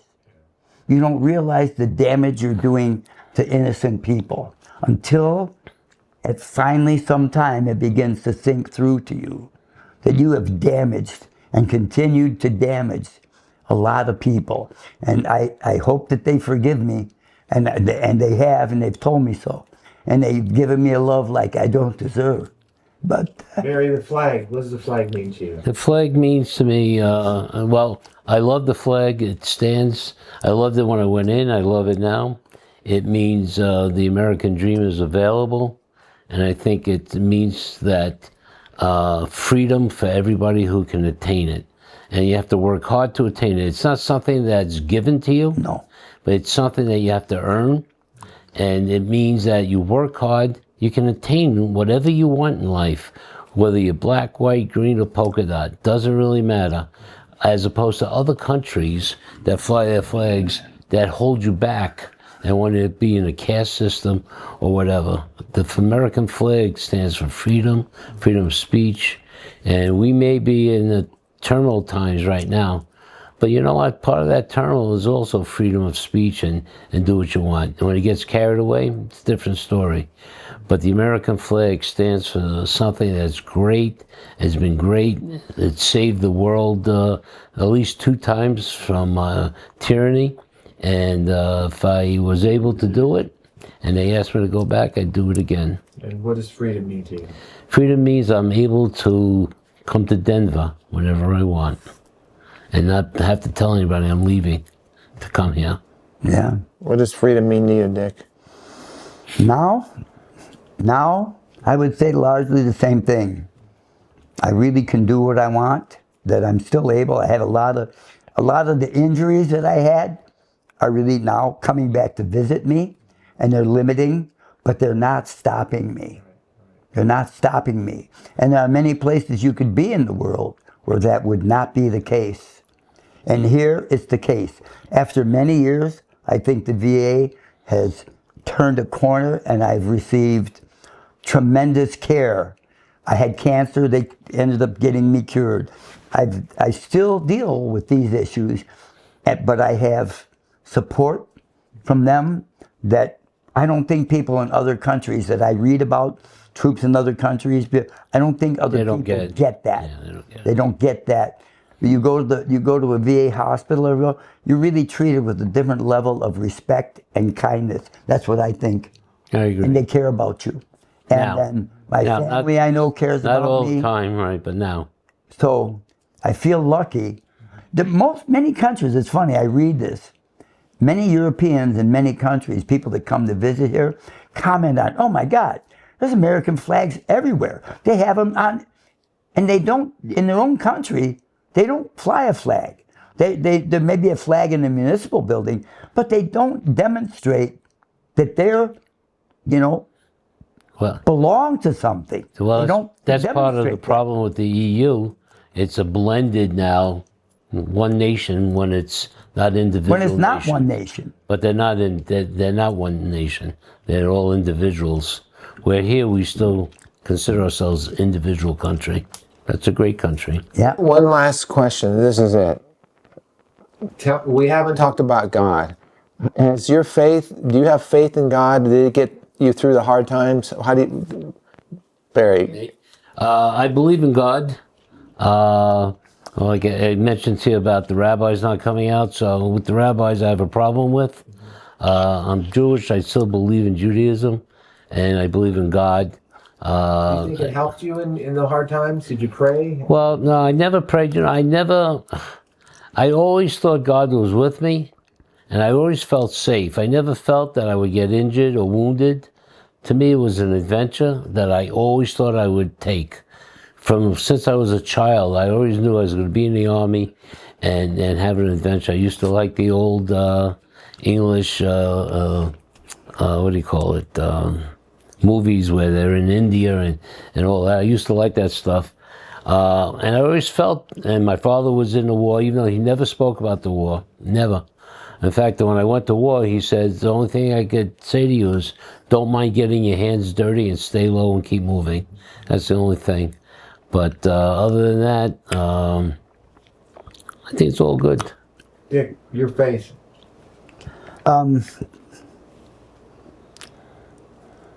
It's not something I can talk about. Okay. That's okay? Yeah. Have you watched the end of my interviews ever? Tell me what happens at the very end of my interview. Oh. You're asking people who can't remember their name half the time. You salute? Can I ask you both at the same time?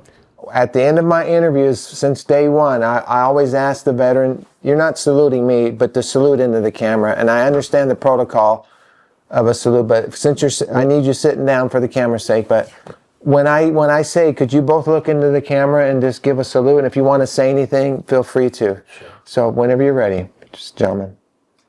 I'm still here. We are still here, and thank God. Thank you, and God bless America. Amen. You're one of the most unique individuals that I've ever come across. I hope that's good. It's great. The fact that you've given as much of your life to do the things you have, it's wonderful. Touches me in a way that I don't often get touched. Well, that means a lot to me. You're amazing. It means a lot to me, and I want to shake your hand on camera and thank you for your service. No problem. All we did was kill people, the bad guys. And as the back of my shirt says, welcome home. And, thank you. I so appreciate you coming out, and I will be praying for you. Okay. That's good. Okay. Thank you. God bless you. You too. Okay. Well, brother, we made it. We did. We made it. Yep, we did. I asked a recon lieutenant once in Wyoming. His name's Lee Alley. He was a recon lieutenant with the 9th Infantry, 5th of the 60th. Okay. 67, I think. 67? Yeah. But anyways, we were at a reunion one time, and I said, Lee, can I be one of your men? And he said, yes, Larry, you're one of me, so I want to be one. You are one of us. Okay. And we appreciate it, and glad to have you as part of our team. God bless you. God bless you. Thank you for coming this way, and I salute you, and I thank you so much. It means the world to me. Well, we think that you're doing a great job. I think it explains a lot of what goes on in the world that most people don't know. And you've helped us immensely overcome a lot of what we still feel the horrors inside. I feel I'm a guardian of these stories. I'll be a good steward. You are. You're a great steward. Well, and maybe not right now, but soon a lot of people are going to see your story. I don't know how I'm going to edit 3 hours of video, but I'm going to do it. Let us know when you're going to put it on. You'll know. I'm probably going to make it a Veterans Day deal. So. Okay. Yeah, very good. But God bless you. Thank you. God bless you. Great. Thank you. That is great. That was good. That's a wrap.